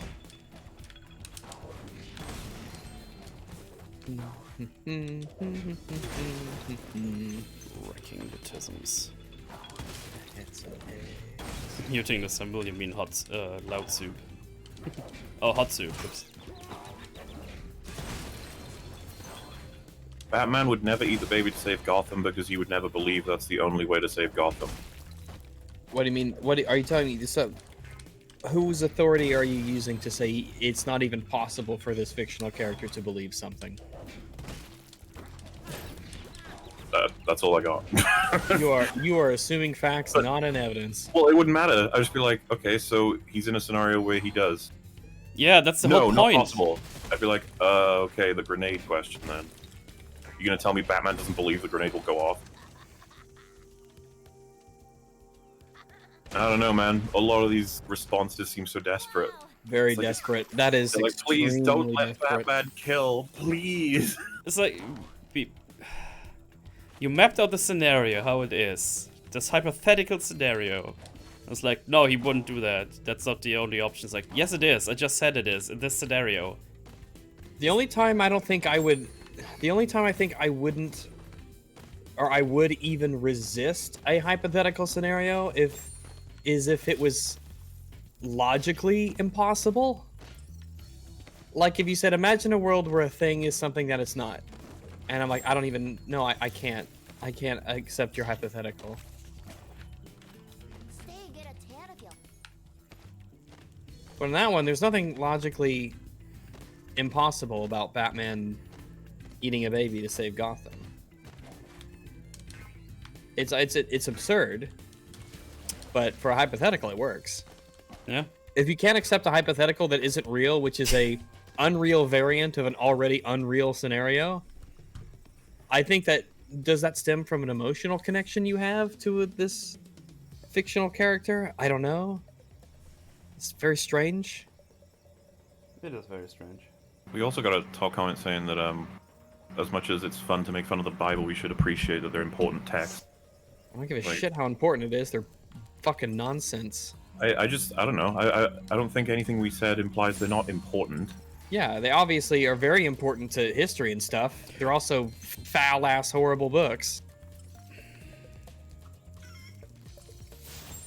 It says people that take the text literally and the people dismissing, I think he meant dismissing them as silly stories, are doing a disservice to the fascinating history of these manuscripts. Those are two different things. The stories are absolutely silly. They're like the god character History is of their insane. writing and passage through history and their influence is a different thing. Yeah, absolutely. This is the thing. Again, this is a testament to how pretty much anybody can enjoy EFAP, but like we have a surprising amount of religious people, I guess, in the audience as well. It's all right. They can be wrong. Yeah, that's fine. I don't mind. People, what do we call them? What's the PC term? People of faith. People of faith colored. Faithers. Religious people, I guess. Faiths with a hard F. Oh, you can't say the hard F, dude. But yeah, I really wouldn't mind, but I also the Noah one, for example, where it's like it's a story about, I'm like, don't tell me like what it's all supposed to mean. It's fucking stupid. Yeah, the story. LJ is about what it means, not what it is. Like, no, defend the story of Noah. Go for it. Defend the god character who floods the world and kills everyone. Defend And then it. Go. Noah, who makes a bunch of kids with his wife, and then those kids are all gonna have to, well... Not be retarded. Oops, not possible. Wasn't Well, it two of be Noah's alright. daughters got him drunk, and then... Oh, yeah. Yeah. This is definitely a reasonable book, guys. Like, if it's a shock to anybody, we're some good old-fashioned atheists, me, Rags, and Fringy, I know that. I'm not sure about everybody who comes on EFAP. Oh. How do I get up there? I need to know. And like, you know, I think we're not edgy That's the word. atheists, clearly, because we don't No, like talk about We it. don't barely talk about it at all. I But when don't it think- comes up, like, it's hard not to make fun of the Bible. It's really absurd. I'm pretty sure it wasn't the intended way I just did there, but hey, who cares? I have seen Ricky Gervais Oh, talking so- about the Book of Noah. It's hilarious. It is I saw that hilarious, too. It was very funny. When God references like how people are being evil, there's like a picture of a guy like throwing a punch with a really weird face, and Ricky's just like, "Oh my God, look at him! He's so evil."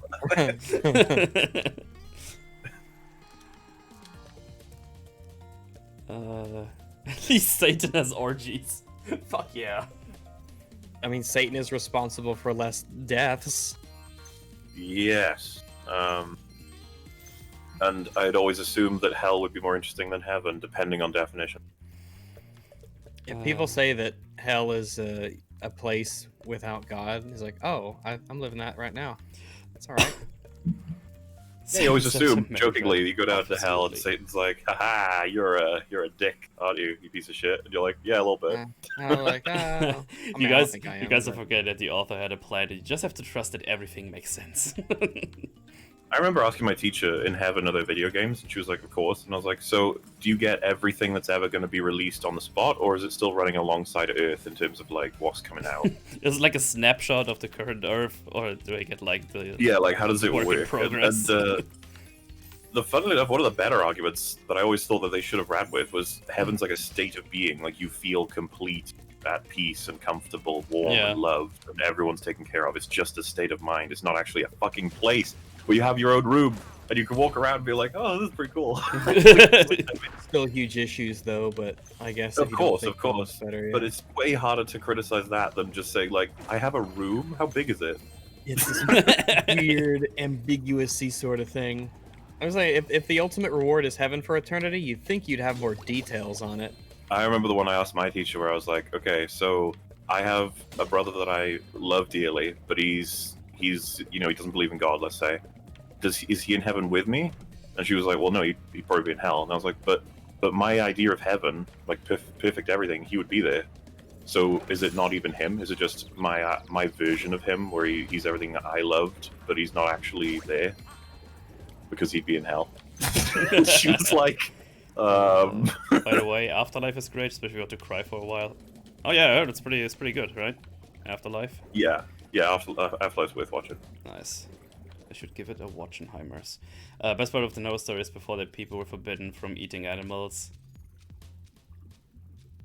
But when the world was flooded and there was only 2 pigs left, it was he gave us okay to eat them. You can eat them now. Multiple authors, where can I find the Bible patch notes? When Carl Pilkington, is that an L? I actually can't tell right now. Suggests God is gay and has a hissy fit. I'm not very religious one, just trying to be a good person and love thy neighbor. Yeah? Heavens, that's Bible boring. does seem Who the to hell be wants to be Long, complete? detailed chronicle of God's failures. Long live orgy hell. God was like, stop fucking writing them down. I want you to either tell me to go fuck myself or episode call. Let me toss a coin. Just kidding, go fuck yourself. Oh, like, hell is everything that is deemed bad, so hell yeah. Butt sex and alcatisms. Butt sex is great. Tisha starts to sweat. No, you, Deb. How do rest conversations go with your family, Rags? Didn't you say they are big into the Jesus? They're big into the Jesus. Yeah, my parents weren't. They were like, I don't know. Probably, I don't know. Some far more than others. But I just imagine Rags Some sitting are there with very his religious. family, just like, so, how's Jesus doing? I'd say, oh, great. I just fucking go along with it. Like, fuck it. I'm not gonna change my super old grandparents' mind on the thing that they've. Yeah. There's no. It's just I'm not gonna change it. And I'm not gonna. I don't want to rock the boat. Just fucking go along with it. Can we go back to talk to her about eating babies? Yay, babies! Babies, eat them. I played Noah's Ark 3D. on the Speaking of SNES. people who are responsible for dead babies, let's talk about eating babies. Noah's Ark 3D is on.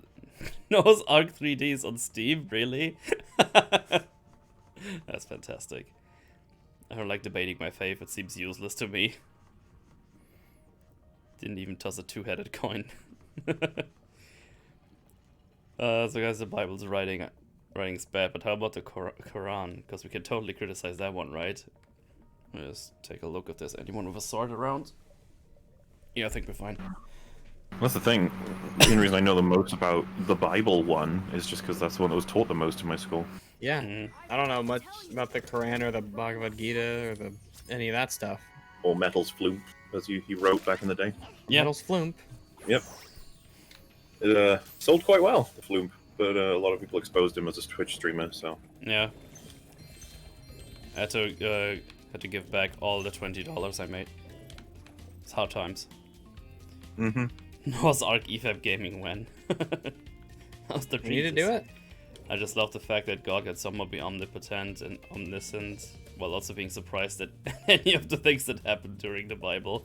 It's like, oh wait, that happened? I didn't expect that. It happened exactly the way I knew it would. Shocked Pikachu face. I love Shock Pikachu. Eat babies while having butt sex in hell. Goddamn. Chris Evans knows babies taste the best.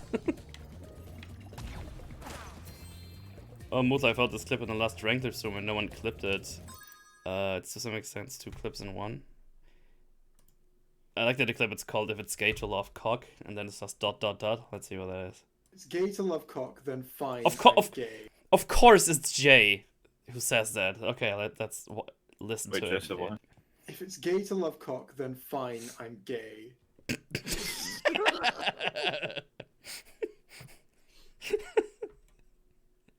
I personally don't think it's gay to suck dick, but that's just me. And what if it's a girl dick? Exactly. What if it's a girl dick? That's what I'm saying. I mean, like, okay, you look at a girl, you're not thinking like you see a hot girl, right? Let's say you're entirely heterosexual. You're not thinking, wow, I love just the fact that she has a vagina. Mel, you had I emo don't know. hair? I've never been Emo straight. hair. I don't know how this works, but I assume Say it ain't so. that it's not like that. Oh, he's playing Sometimes clips. it be like that though.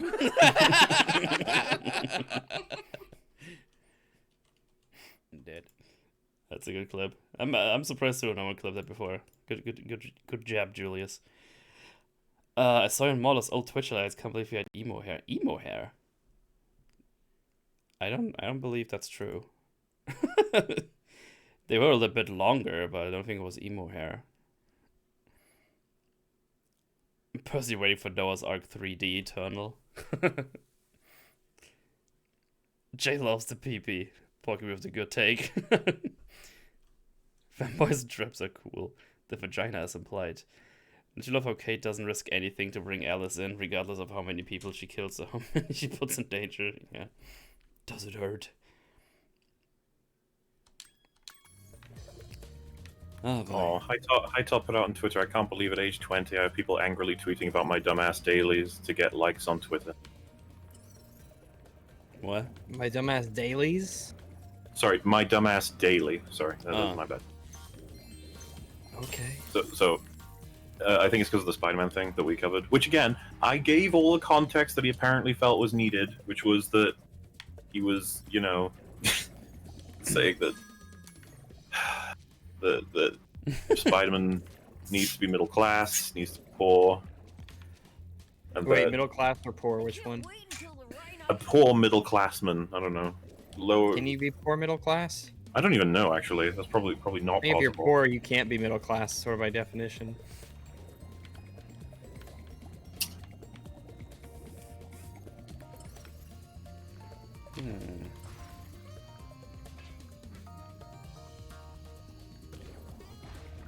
There should be more, I guess. But yeah, I don't know.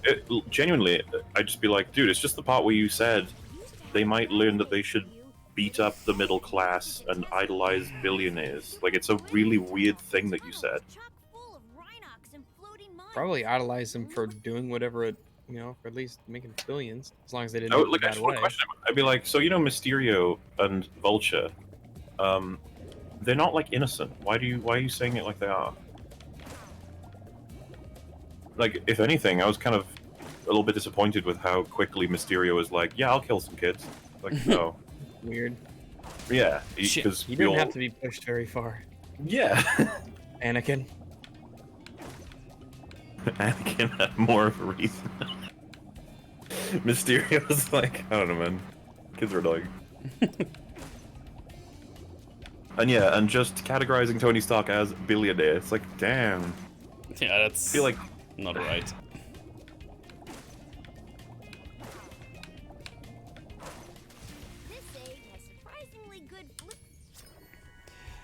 Haita would get along well with Nerderotic.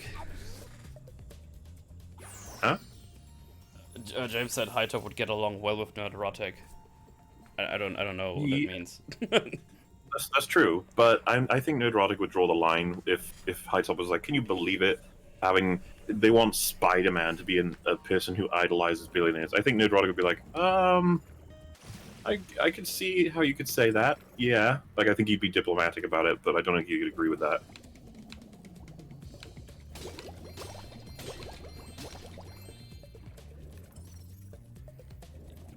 Wait, there's more.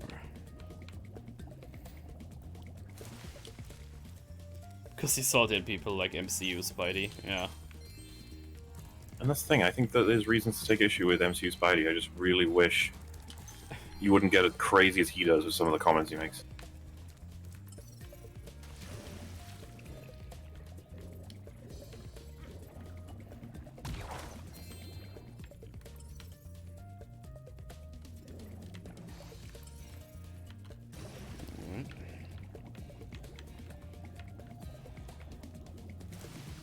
Kids are annoying though. Stop insulting Germany. Makes complete sense to me.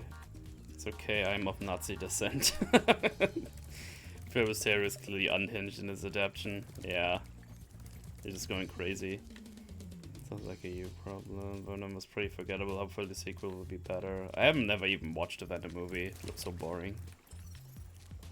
Never really got interested in it. Someone on Twitter said the big problem that when Obi-Wan and Anakin step into the elevator in Revenge of the Sith and there's loads of droids, that the droids don't open fire immediately. First thing came to my head was like, but Palpatine doesn't want Anakin dead. So the droids are all programmed to know that? I would assume that they're told specifically to never kill Anakin. Hey, but then again, surely the droids fire on him, so I don't know. Yeah. I'm finally able to play the Valorant closed beta. Is that exciting? No, it's not.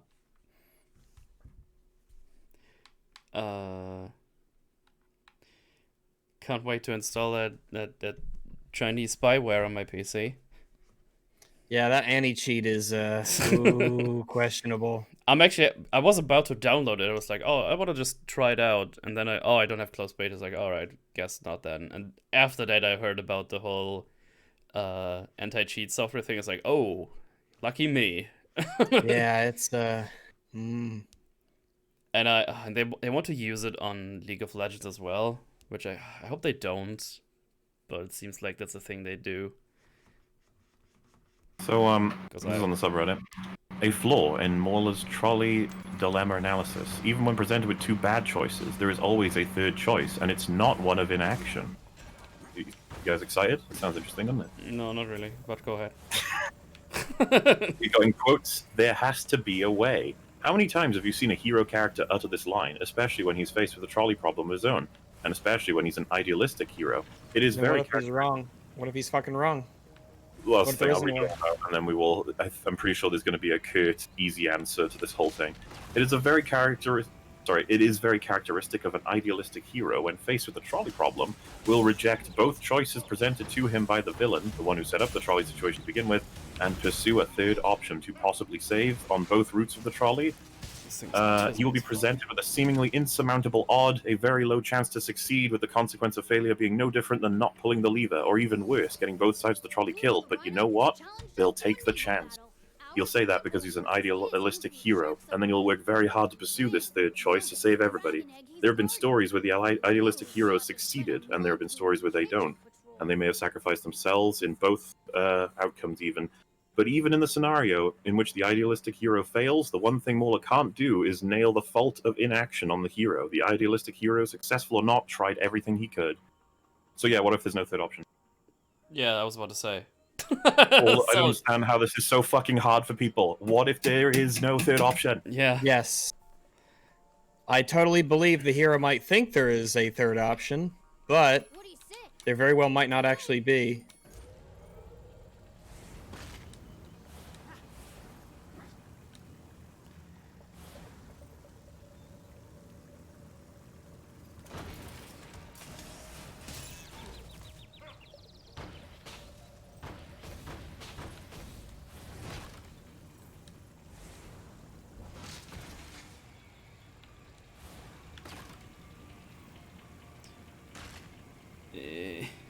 Oh, this is not. Someone just left it trash. This isn't the one I read out. I read out a different one. This is the one that I read out. Oh, this is tells me to control. Why is it so hard to grasp? I know. The one that Trash posted is. So this is due to how certain Mauler was in his position on this, and how certain I am that he's misunderstanding the philosophy involved, I thought I'd post some comments regarding the conversation. If nobody gets anything out of this post, so be it. I just thought I'd put it out there. You got asserting inaction is a choice is still debated today, and how people think about it is largely dependent on their fundamental institutions about ethics and agency. Mauler's assertion that it is wrong may be valid if one defines a choice to be where the behavior emerges over time. In such a case, it is impossible not to choose. However, Mauler's statement that inaction is not a choice in all contexts is still not necessarily true. It depends on one's ethical system. Okay, in this scenario though, that's what I was saying. It was in that scenario for sure. Immanuel Kant's famous answer to the trolley problem was to do nothing. According to his ethical code, intentions drive ethics. Therefore, intending not to take part in the deaths of innocents is the only moral answer. Yeah, I would condemn that. One has no control over one being put into the trolley problem per the hypothetical, but one does have the control over how they judge the value of the lives involved. And the only valid moral decision for the deontologist is to not make the judgment at all. For a deontologist, choosing inaction is not the same as choosing the outcome that results from inaction. Yeah, I definitely don't agree that the only thing... I definitely think that there's a component to these moral choices that needs to be made that matches up with actual events that happen in reality. Consequentialists will find issues with this answer. They judge moral behavior more by outcomes than by actions and intentions. So making judgments of the relative worth of people on the track is not taboo to a consequentialist. The system has clear appeal, as the Batman example illustrates, but it suffers from inconsistency in how lives are valued and is subjective. Well, yeah, we agree with that. Deontologists would argue that believing one's subjective judgments on valid basis for moral action in all cases is a form of arrogance, and that coherent, consistent rules are necessary to define a moral code for a society. Otherwise, subjective differences in the valuation of crimes will cause problems in upholding the law and imposing justice. Few people are strict deontologists. Mueller is right to say most characters have a line after which they would clearly murder, and Jay aptly pointed out that a strict adherence to a moral code is often painted as a character flaw. There is one character I'm fairly certain would not have a line, Rorschach from Watchmen. He's absolutely mad enough to let the world burn rather than violate his personal ethics. That is quite literally the choice he makes at the end of Watchmen. He is an anti-hero, though. Audiences tend to recognize that his passion is absurd. Yeah, and none of this I disagree with yet. This deontology consequentialism distinction is also why Mueller is a bit muddled on the definition of manslaughter. If you found yourself in the trolley problem, you couldn't be said to have committed manslaughter if you do nothing. Manslaughter exists as a legal standard for when there is a clear mandate to act, but a person fails to do so. For example, vehicular manslaughter only exists because there is a presumption legally that when you get in a car and drive, you are assuming responsibility for what happens with the car while driving.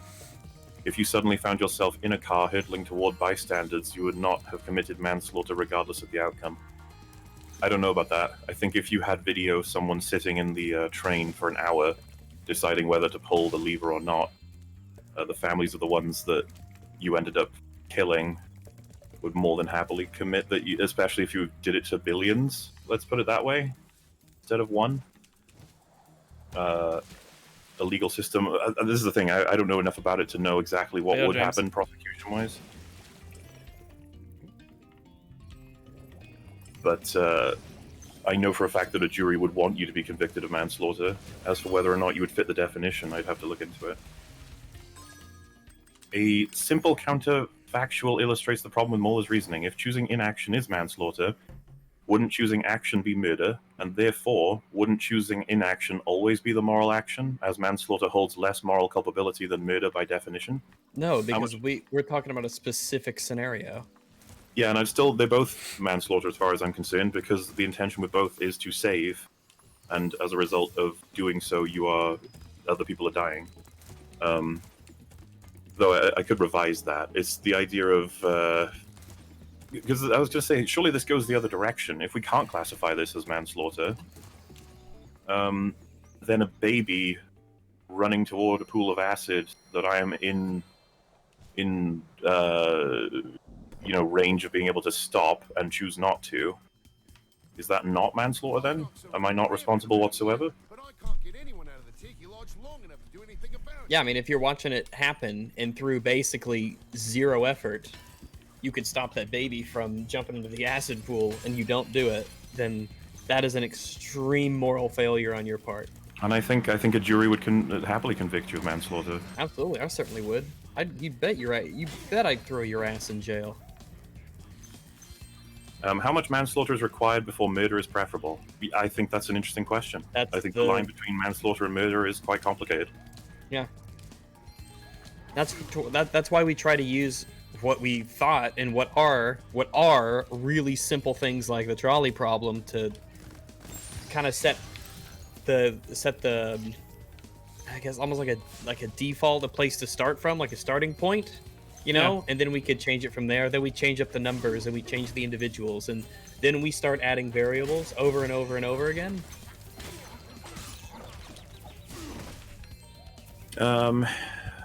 How much mass is the number one arrives at provably correct or merely an intuition one has?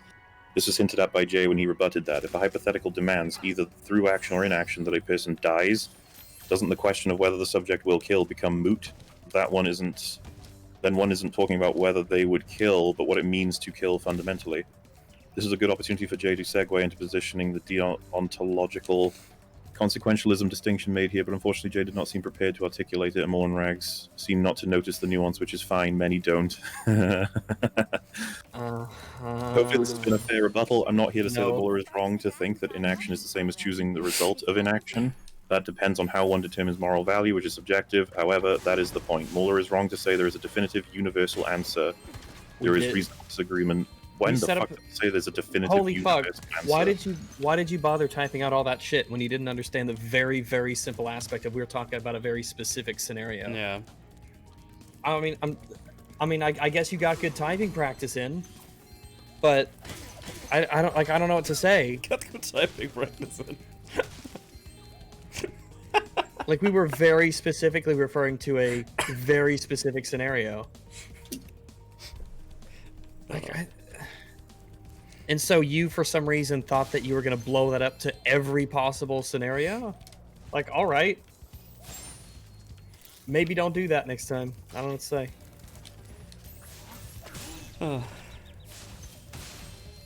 God damn.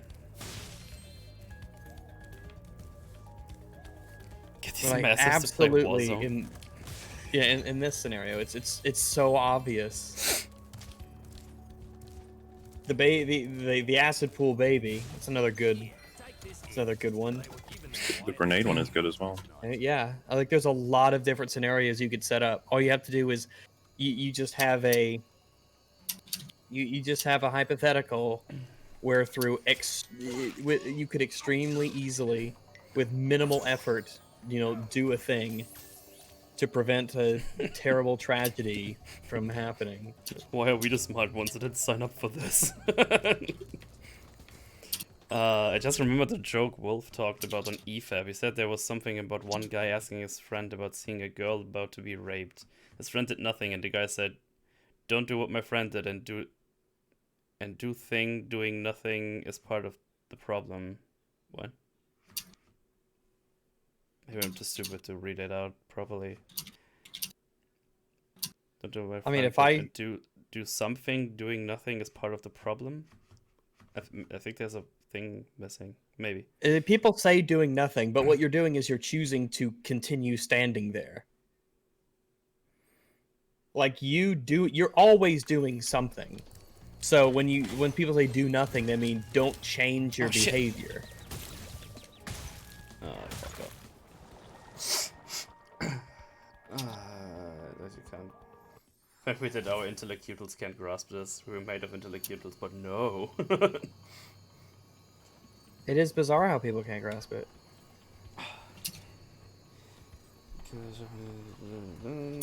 2-year-old can do this. Okay, just shut the fuck up, talk about rad things like Noah. Fingers this time. Alright, I'm standing. Can I sit down? Sure.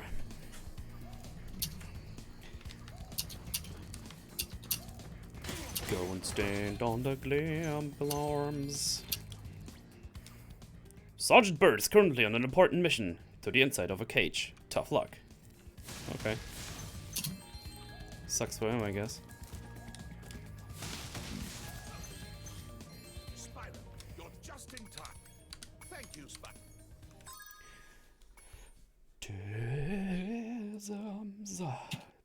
Tism. Reload. Capitalism, man. Your boy. Oh, this is notification.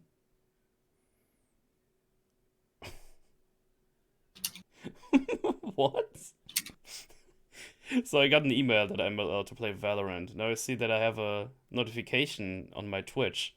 You just received a Valorant drop for watching Riot Games play Valorant.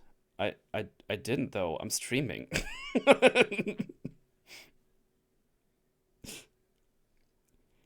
I haven't even watched the Riot Games channel in like years. Go away, I don't want your spyware.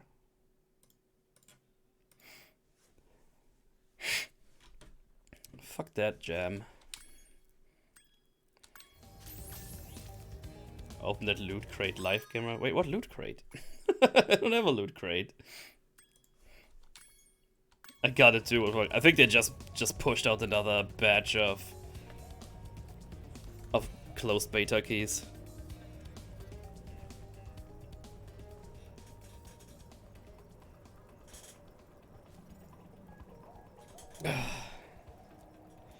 Didn't even though I got the beta access yesterday, bail I mean. Oh, okay. Whoa, whoa, whoa, Are you the dragon looking for all those eggs? Because I'm... Shifty looking character. That's racist too, you can say that.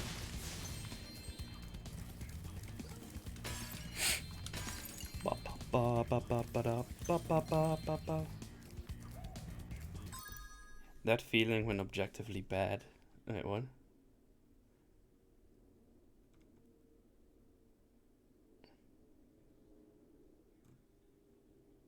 What the fuck is that? Come on, Metal, we all know you want that spyware so the Chinese can have all your info and steal your $5. Damn. They can take my data, but they will never get my $5 residues.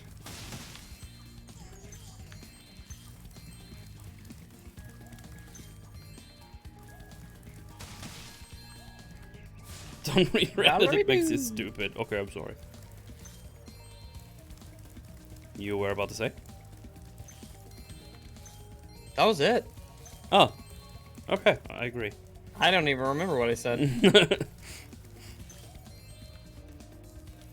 My $5 are only for Bootle. Fucking better be. CJ killed Mootle. Other people I sub to. Get spooled on today. It's free for only $5.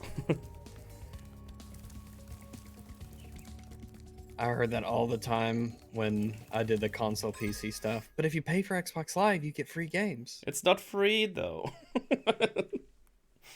You pay monthly for it. That's not free. You dingle dangles.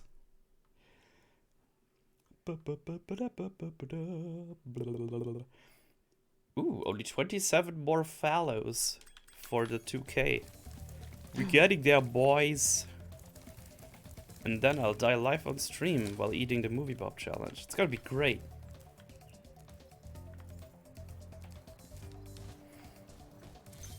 Yeet. Oh, Bounty, thanks for the resub.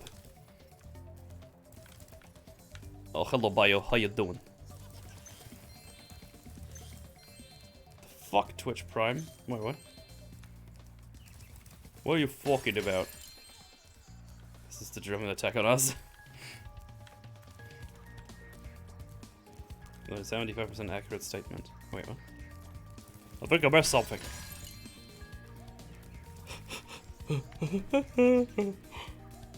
Oh.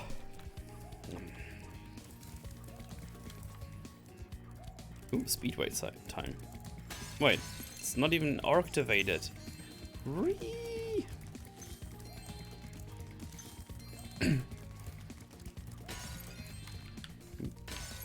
Oh, at least I can clear up all those Gormenheimers.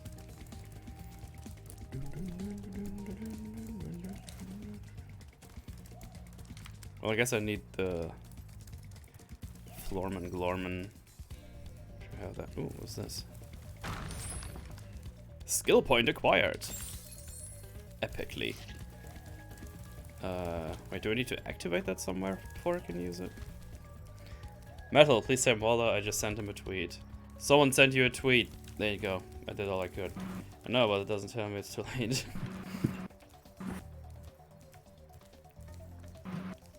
Can't send him a Discord message right now. Paul is free from the buffering hell. Nice. Oh, we also got the quality options right away. I did not need to restart my stream to get it. A rare occasion, but it does happen.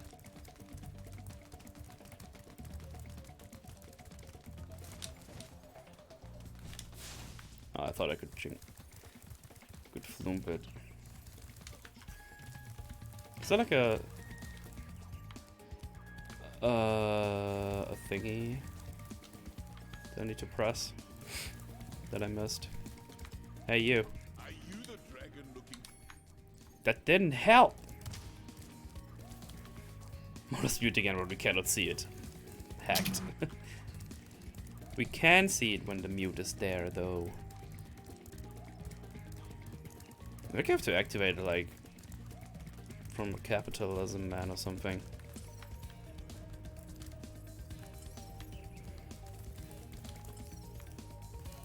Yeah, I don't think I'm able to do that yet.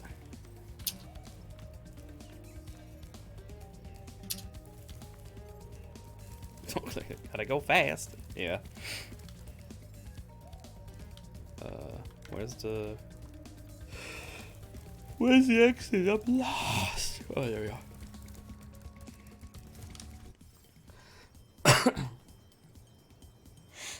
That's really don't like that. On that bigger post, someone's left a comment saying the situation would change to give a third option. Why do people keep saying this is valid? Why? It doesn't change. Wait, stop. It No, would the change. option does not exist, and that's hypothetical. I cannot believe I explained this. point of In the hypothetical, there is no other option. These are the only two possible things available. The point of presenting the hypothetical is I control the options. Yeah. It's like, does this person cannot play the Would You Rather game because they would just say, "Oh yeah, well there's a third option, and I take that." Like if Rag said choose between my mum and dad, and then I go, no, they both live. Yeah, they both live. Well then... Okay. Oh yeah, Jenna, I know about that one. It's my phone background now as well. Oh, what's this? Ooh, that's cool. Duh. Me gusta. Like Spyro 3 before Witcher 3. Get fucked by you. It is hypothetical since I can't murder anyone. Everyone. That model stream contained porn talk. Where is it? Yeah, it's the wrong day for that, apparently. We got hijacked. And talk about normal stuff and stupid things.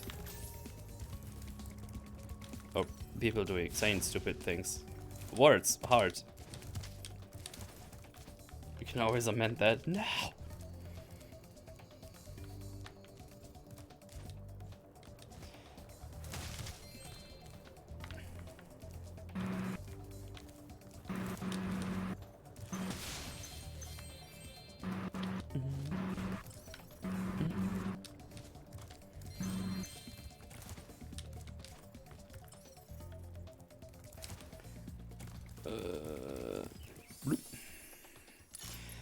Major to Witcher 3. Still got blood and wine to play when I feel like it.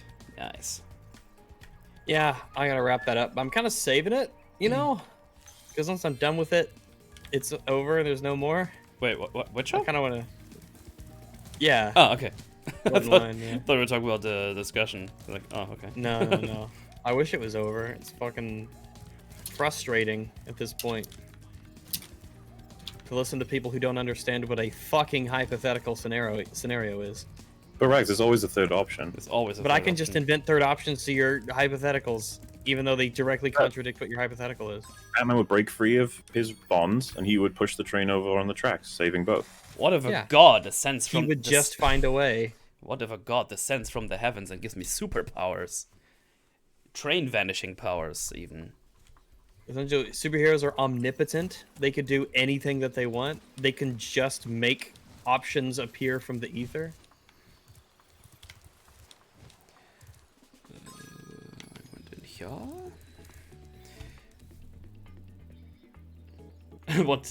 What thing, Mauler? I just saw a discussion in the council. Are you typing in the council right now, mutually, or is that something else? Someone said the whole point is that there's only two options. And then the response is, but that's you contriving it to force it that way. That's, Yeah, that's all the That's point. what all hypotheticals are. Oh my god. I can't take this. Why are people stupid?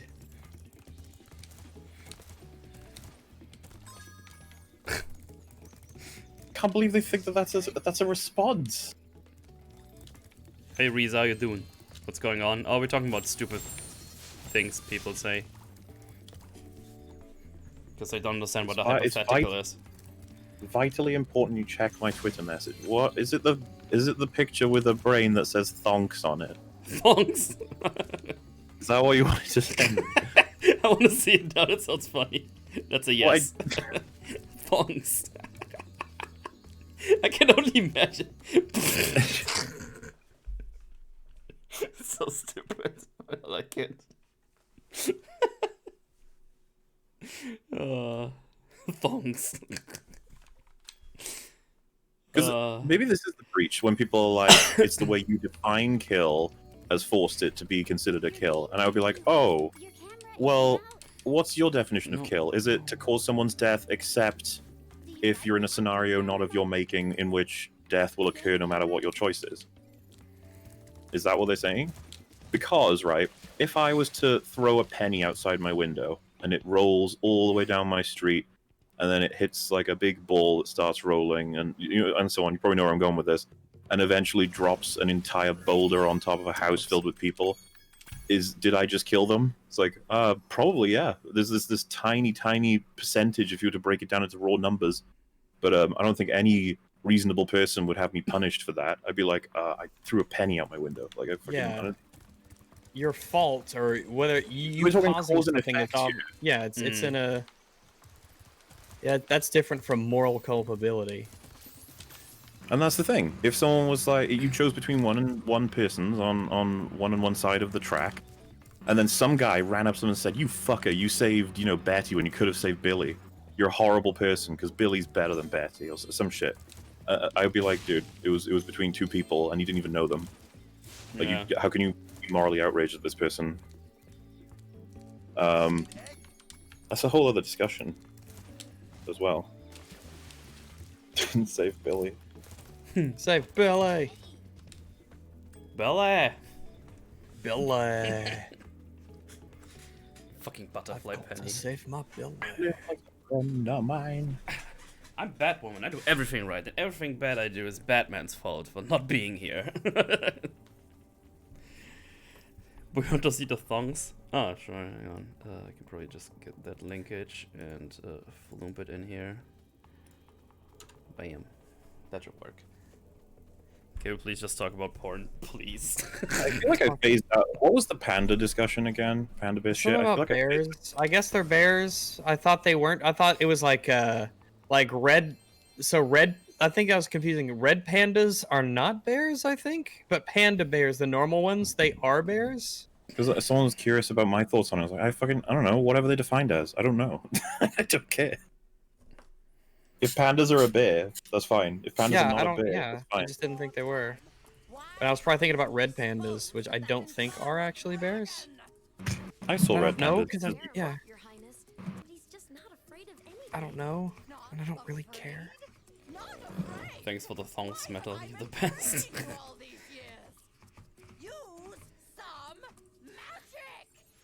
More. Yeah, I don't even know at this point that we need to get into philosophy. I would just be like, cause and effect. We all recognize how that works.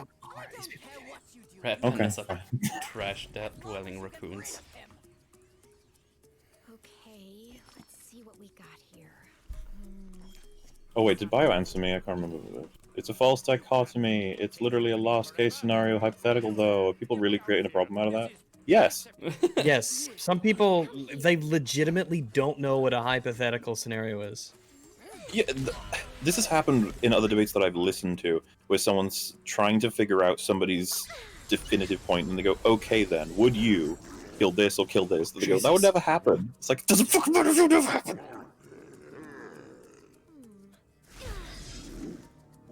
It's like, would metal ever push someone off a cliff? And he goes, "No." And I go, "What about Hitler?" And you go, "Well, Hitler's dead, so that wouldn't happen." You leave Hitler alone, okay? I didn't know that we had to explain this first. It's like, so hypotheticals aren't necessarily things that can happen. And if you want, so like a bad hypothetical, it wouldn't even be a hypothetical. But if I was like, Rags, would you ever, I don't know, choose to kill those 5 over the 1, then you go, yes, if, and then we provide a bunch of scenarios, and then I go, okay, no, it's 5 young, healthy, good people versus 1 decrepit, angry, disgusting person. Then you go, well, no, and I go, no, I'm saying in the hypothetical you do. And you go, Oh, son of a well, no, I bitch. wouldn't, though. And I go, no, but I'm saying you do.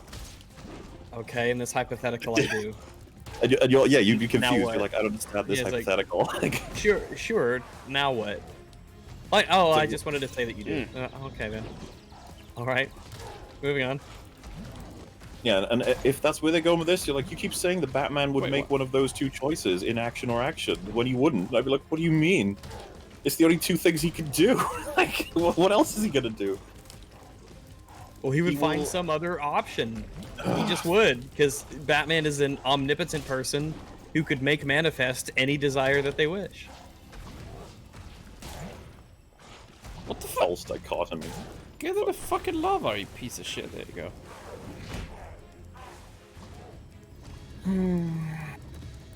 Because he is Batman.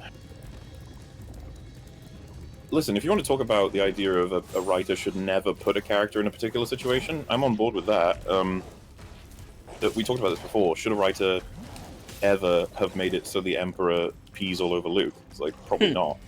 I don't think there's any scenario where we should be doing that. Maybe maybe some kind of porn parody? I don't know. Some people have that fetish, right? Pee? P. Or maybe a parody in general, actually. Wait, so I'm not allowed to... Okay, that's annoying. If, in a hypothetical scenario, people understood what hypotheticals mean, would Batman eat the... That's actually... would Batman... This is the interesting thing about the eat the baby or take the nuke thing. I can't remember that being a specific that came up, but it's being discussed now. I feel like it muddies the point of the question, because you've involved some extra steps. Like, the act of murdering a baby is pretty intense for any character. Consuming a baby... Like, Jesus Christ, that's a tough thing to have someone do. And do you have, like, I don't even know if it's physically possible. Can you eat the bones? Like, would that go down right with just I'm guessing it's just possible. If we're going as simple as, I don't know, it's been cooked into the form of just a slab of meat, we can consume it easily. I'd be like, oh, well, I guess I would imagine he would. Their bones are soft, so yes. See, I've never eaten a baby. How Have you guys, yeah? What the fuck?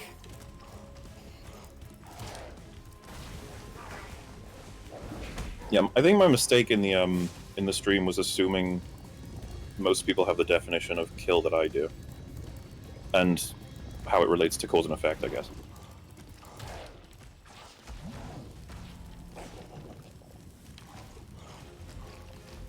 Probably. But Nolan Batman has that choice, both with Rachel versus Dent and Gordon's son. Nolan Batman took action when needed, even though killing Dent was a possibility. Yeah, and it actually happened. Which again, I'm very curious why we haven't seen lots of videos talking about Nolan fucking up Batman, and I'm guessing it's because people actually accept that Batman will kill when put in the right position to do so.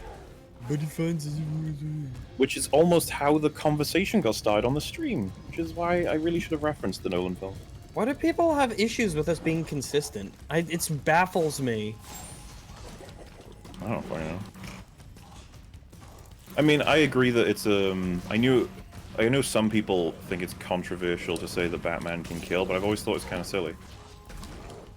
And maybe it's because if he couldn't, then there would be no impact of him making that choice. If he didn't have the option to not kill, then a lot of people make the argument, you know, like the harsh punches he delivers to bad guys' faces and stuff. It's like, what if you killed one of them by doing that? It's possible. Would he? Because what I'm trying to say is that he's risking killing them all the time, and you're like, he would never kill. Now, what I prefer is a hero who would never murder / kill unarmed, kill someone where there's reasonable chances to not kill them, right? Because I think it's way more realistic. But there are plenty of times where heroes will just be in positions where someone's probably just gonna die over there, or that guy, or there, or here, or something. And some people are like, no, never. It's like, right, so I have to do the trolley problem thing, I guess, to be definitive. And then we get to the point of redefining what kill means.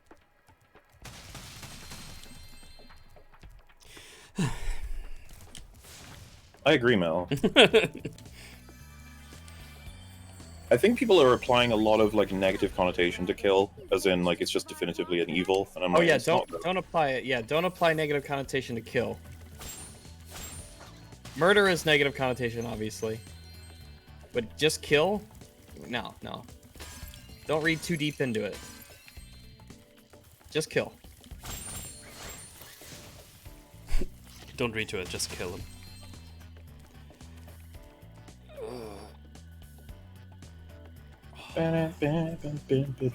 Also, half an hour, and I gotta go do my drinker stream. Oh my god. Well, gosh darn dingly dang. Mando killed his guild. No, they kind of killed themselves because they chose to act. They chose to reveal themselves. Hey, Spyro. But you could definitely say that it's complicated, that one actually. You picked up a Fucking Mandalorians, so weird. We will have to move, and then they don't. It's like, okay. But you see, they were killed by the stormtroopers. You know, the guys who were shown in that scene to be completely incompetent? Like, oh. You better be drinking there, Mutely. I mean, I can do. I don't know if he is. I don't know how long we're going for, but like, you know, maybe. Yes, the Terminator stream. We're going to discuss Terminator 1 and Terminator 2. Nice. Da da da da da. Da da da da da da.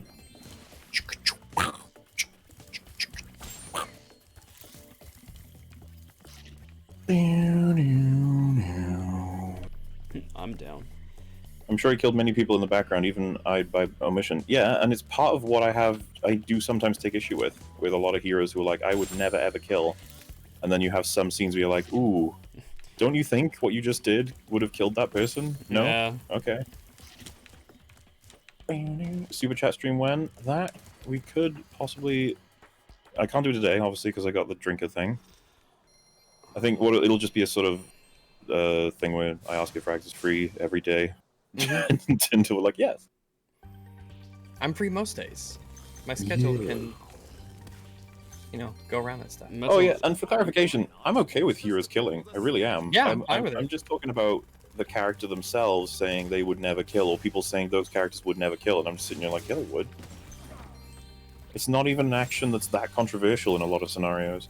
Most heroes do kill. It's odd to have heroes who don't. Metal and Ragu, will you play Cyberpunk? I might check it out, yeah. Like, you get into some interesting territory with people like Punisher, where there's like a thug who's being a dick and Punisher blows his head off instead of knocking him out or whatever else, and you're like, oh, did you have... Okay, well, yep. There they go. And there's a lot of questions about if the punishment fits the crime, if you will.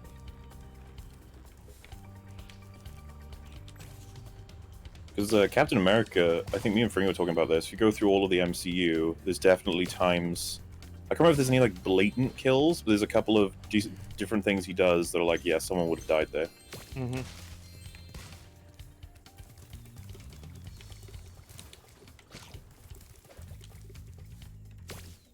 So they should say that they never murder. Well, I think they do if that's what they mean. The writers usually mean kill. The writers are like, no, they would never cause the end of someone's life. It's like, but... So cause the end of someone's life is kill. Yeah, and if someone was like, well, in the trolley problem, it's the Joker who caused it, not the person with the lever, and it's like, you're still causing it to a lesser degree. Yeah, Batman didn't cause the scenario. Batman did have a hand in causing the result. Yeah, he causes the death of 5 or the death of 1. Yeah, he that's the prevents point. The death of 5 or the death of 1. Yeah. You wouldn't say if he saved the 5 that the Joker saved the 5, that Batman is not relevant to the thing at all.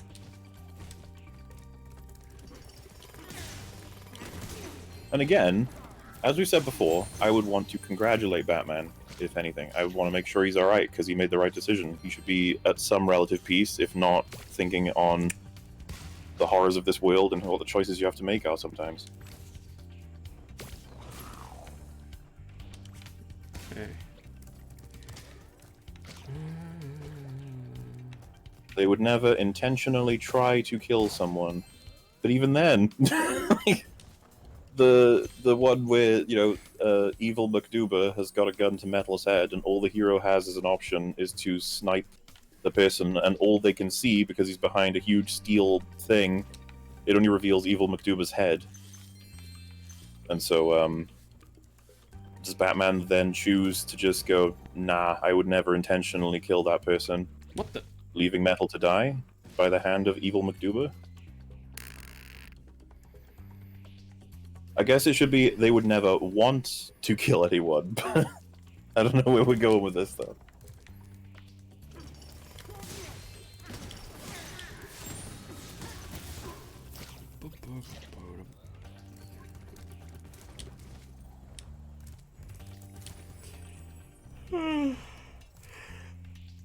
Ugh, fucking hell.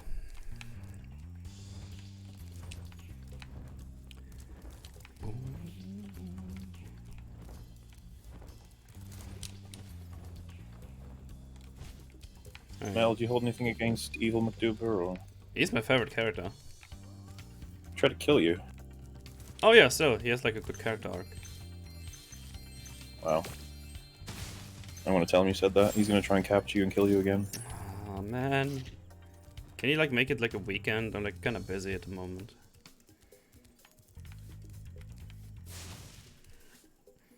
Metal hates himself. So the Punisher is and has been right and the greatest hero of all time then. Want is the basis of all action. Oh Jesus, I can't control this anymore.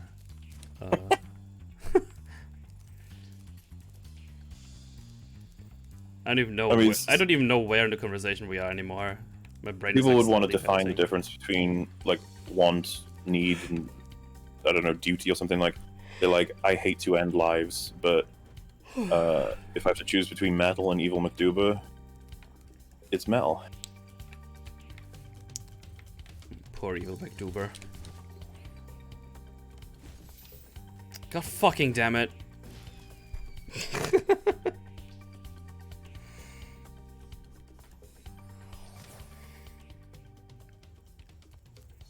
This is like gay but sweet Mupschla. What? Like, movie Bob challenge when? When I have 2k followers. You dingle dongle. Challenge. And it probably tells you it's 2k, but it's rounded up.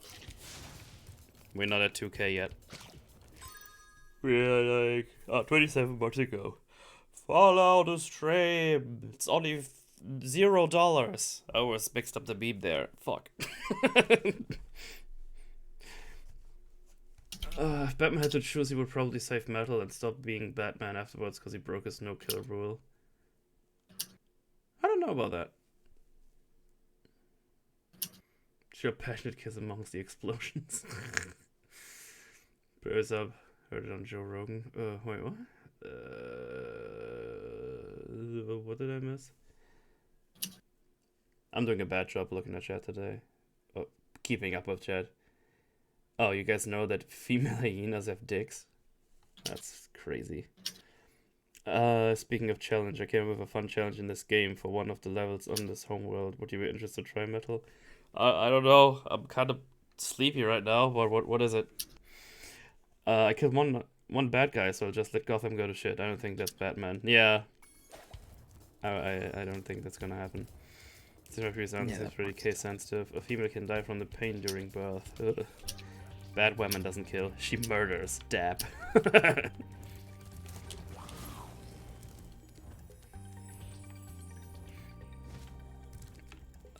Jesus, where do I even go?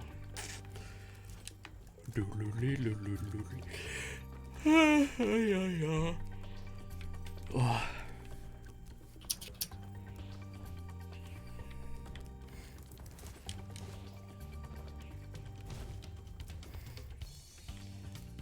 On Bamboo Terrace, there are 19 plus 1 enemies. Challenge: have at least 13 of them killed without using direct Spyro attacks. Instead, use alternative and direct ways to take them out. Friendly fire environment. Oh. If I'll get there, I'll check it out and see if I can pull it off. That sounds like a fun tism. Do you know how to fix a pseudo phallus? It's circular, very long. It looks like a dick to be possible termination for actual males. As I was just moving around while looking at chat, and just walked off the edge.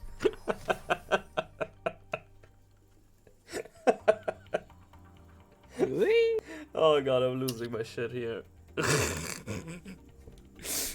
Oh god. 0 out of 10 stream. Ah. Good shit.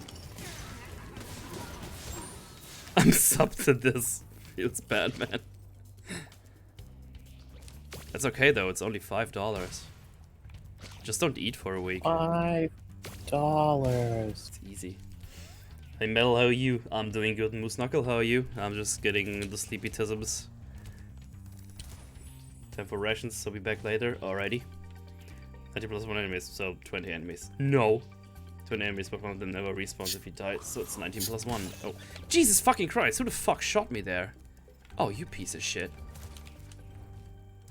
That was uncalled for. I demand reparations. Praying mantis are pretty messed up during sex, eating their partner's head. Hello, Myrtle, Mauler, and Rags. Hello, Scooby. How you doing? Oh, good. Oh, good. Seems that person on Reddit was just like mainly has an issue with me considering it a definitive universal position, which You know that thing we never said? he said that it was implied in the way that you were speaking, and an example he used was me calling Jay insane. We call us insane all the times. Oh, well, I can explain that, right? It's not. So if we have 1 billion people on the track and then one on the other, and Jay says it's totally fair to do nothing and be considered not at fault in any way, shape, or form for that billion dying, I would be like, oh, I think that's insane. That is insane, yes. Like, if a perfectly rational mind justifies it to themselves that way, I'd be like, oh boy. I condemn you from my moral fiber. Fiber. And if they were like, I don't care, justified in my head, I'd be like, oh, I don't need alright. to go then.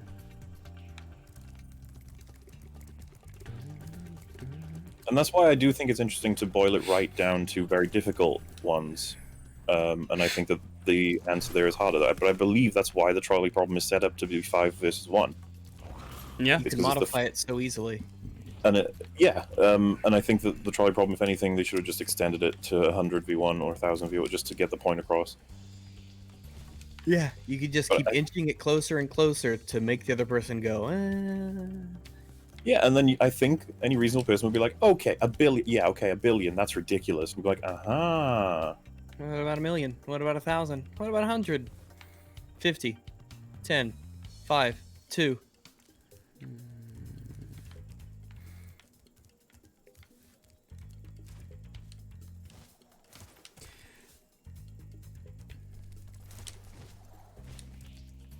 Confused.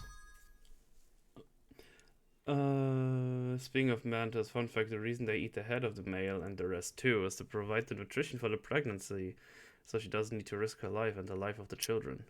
That's cray. How beautiful.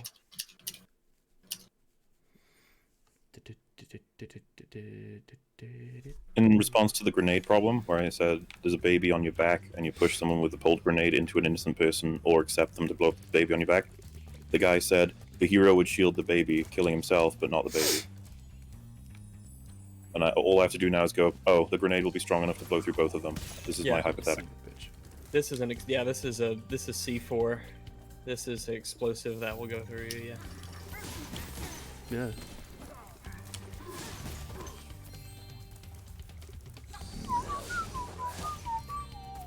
Really?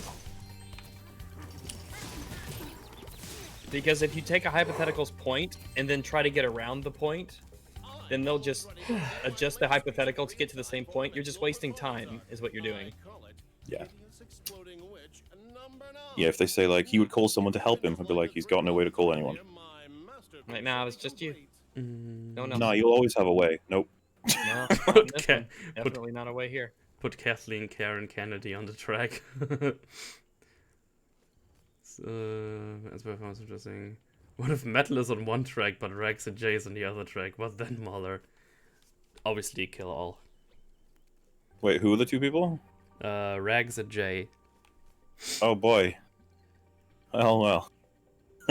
You know what? If it was heading toward Jay, and I could switch it to go to Rags, I would simply say I'm not going to take action because therefore I have no position in this. Right. It's not my fault whatsoever. I have no cause and effect in this chain. No, it's me on one track and Rags and Jay on the other. Oh, I'd just barrel it toward you. I knew it. Oh, in fact, if someone was like, "You can save all three," I'd be like, "No, no, no. And I demand a high five while it happens. I'd be masturbating while it happened. Oh, sick, dude. Oh no. Ugh. Man, I need to get a nap. I'm tired. I feel ya. I'll probably go offline myself. I'm not sleepy tisms. And I guarantee you, as soon as I lie down, I'm just gonna be wide awake again because my body hates me. For me, I think once I get in bed, I'll just be out. I'll be out. Check the council metal? That's what I do? Okay, hang on. All right, I'll see you guys later. Yeah. See you later. Bye-bye. Bye. What a piece of shit. Okay, what would Bio do? Multi-track drifting. Yeah, we had that joke today as well. I kind of expected that.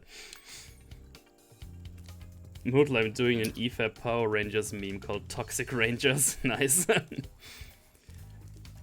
Keep forgetting caps on, no worries. Mauler, be so with Mr. Fancy Pants or I'll kick you. Bye Rags, bye bye, bye Ragu, bye Rags, thank God, bye Rags. Yeah, you know, stream's objectively better, bye Rag. Glad we cleared that up.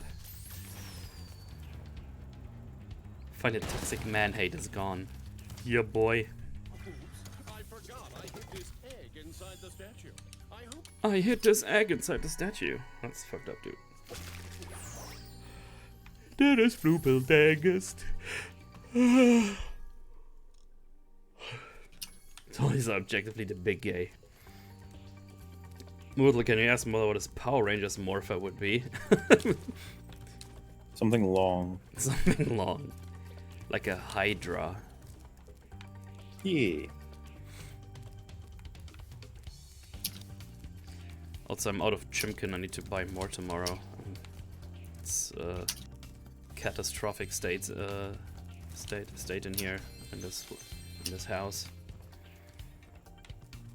I'm out for now, gamers. Alright, Reptica, have a good one. And remember, it's only $5. Why is everyone sleepy today? It's Monday, that's why. Also, I didn't sleep very well last night. That's why. And I'm like, the back is kind of stiff, and depending how I move, it's just a little like, ow. It's really annoying. It doesn't really hurt, it's just like, there's something that annoys me. Like a stiff back. Is it a gay Monka? Yeah. Have you ever googled Dutch Gundam? No. Start watching The Sopranos today. So far, so good. I never watched that. What is it? I remember it being very popular. Is that what the mother says when the waiter asks him what he wants to eat? Something long. Bring me your longest chimkin. Like, what? $5, you rich? $5. Tier 3 is $1.2 billion, obviously.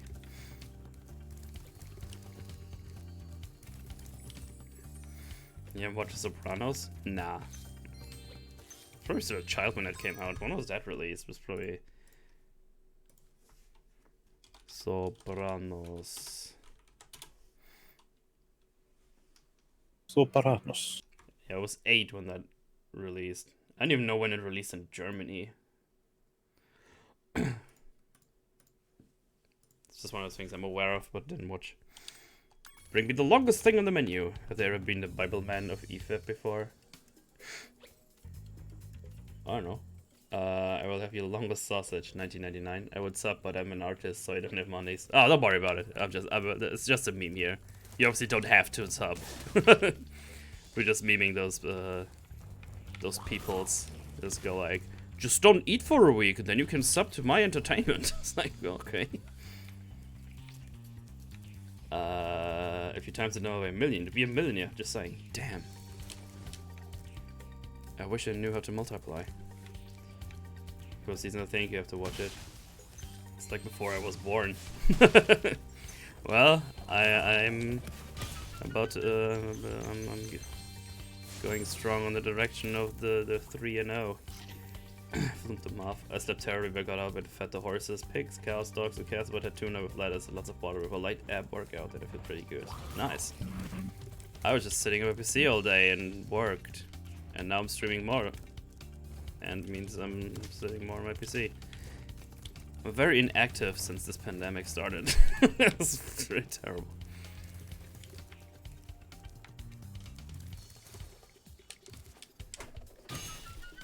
Yeah.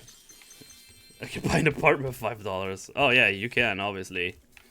Well, Metal, it's time for me to go to a stream. Well, Fuck you. That's alright. I'm probably gonna head out myself soon-ish, I guess. Okay. I'll see you tomorrow probably. Unless, yeah, if you want to sleep. Alright. Toodles. Have fun. Toodles chat. Go away, Longo. Bow. Go away now. That was topical because, drinker.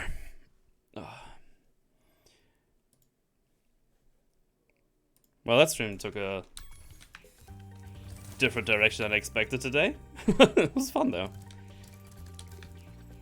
The stream hasn't even started yet. Hey, you had like almost like thongs. I stream plenty on the weekend. And it's already 2.5 hours. It's all good. Also, I could probably just jump into this middle tism, right? Yes. Bye-bye, see you in a minute, Welshman. If you donate a kidney today, then you can sell the other kidney to Metal Commander's Twitch fund for just $5. Give generously. Hell yeah. Thongs. Now we talk about hentai, right? Damn it! I thought you both were leaving. I'll probably just do this. Do the skateboarding florms. Not long enough! God damn it.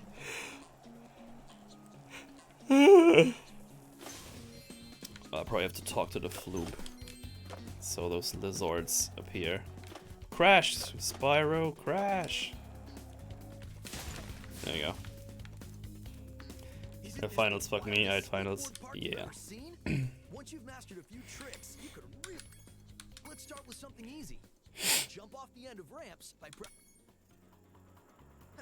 I mean, I did the jumping thing already. Okay, now try doing a roll.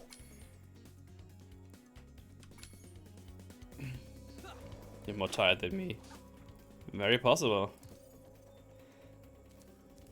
Do you want $5 on your tombstone? Fuck yes. Hey, nice roll. Now let's see you pull a flip. Flips are exactly like... Please don't goof, we can't lose the best streamer. I'm not goofing.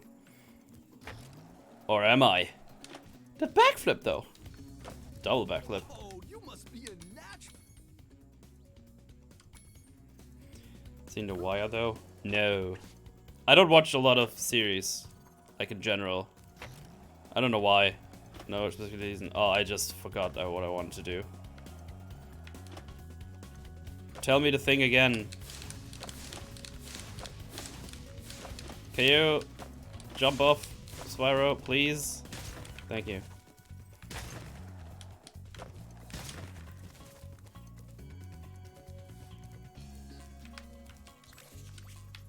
Oh, you don't want to talk to me? Alright.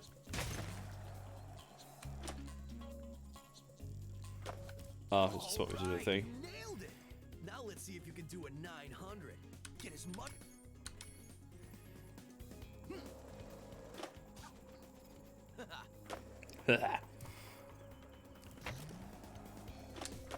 Oops.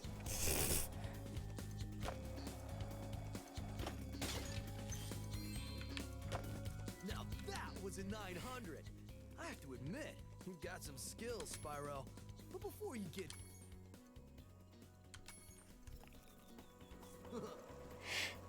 Always zero passive media is hard for me. Feeling when you don't watch shows because long-run streams take up all your time.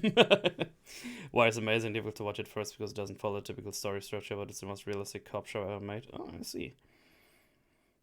Active media like video gorms. The struggle is real. You know it. Okay. Not quite sure what that was.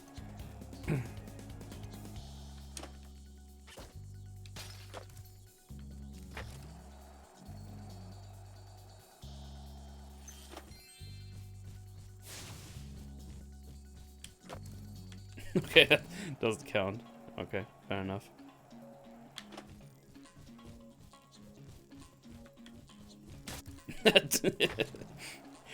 I can just do like random spins. Wow, you learn really fast. It was probably like 4,000 points. Being trained by a master boarder. Speaking of which, I was just practicing this nearly impossible new move. You thought the gymnastic in Nork? Oh, did I? Just about pulled it off when... Supposed to be Tony Hawk Pro Skater 3? I think it is, yeah.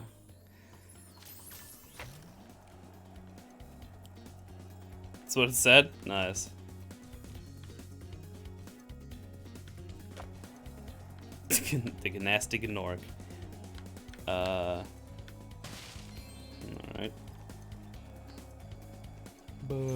Spyro Hawk Pro Dragon Dangus 4. And a chance to smile after hatching. Yeah, fuck him. Those are rude pricks.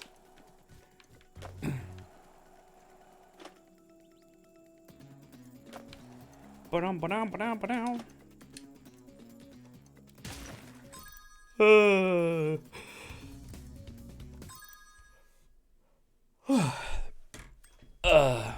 But yeah, let's see.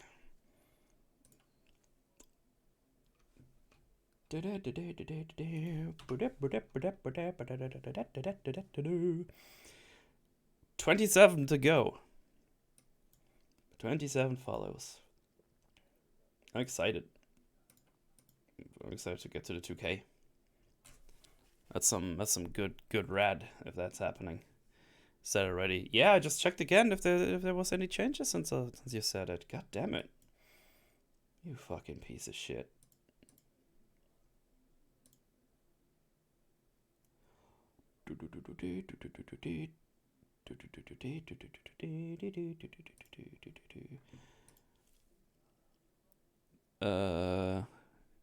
Need to head out, massive. See you later. See you later, Fredo.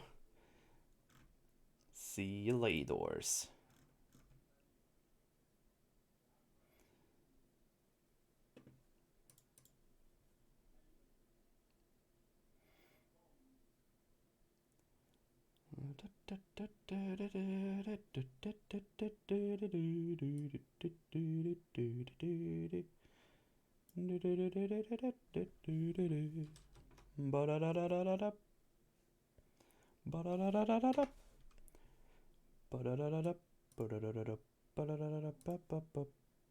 Bloop. Alright. I shall call it a day here. I am sleepy. Maybe I can actually sleep for once. Let's raid a monk. He's streaming tism brevs or whatever. Having the big gay and all that good stuff. Yeah, thanks for hanging out. Thanks for the subs. Thanks for the follows. We're getting close to 2K, which means we're getting close to the Movie Buff Challenge, which I'm scared and excited for. But yeah, thanks for hanging out. I shall see you tomorrow, I guess. Bye-bye. Raid. Call him a Dingleberry. Just Dingleberry in his chat. Alright, cool. Bye.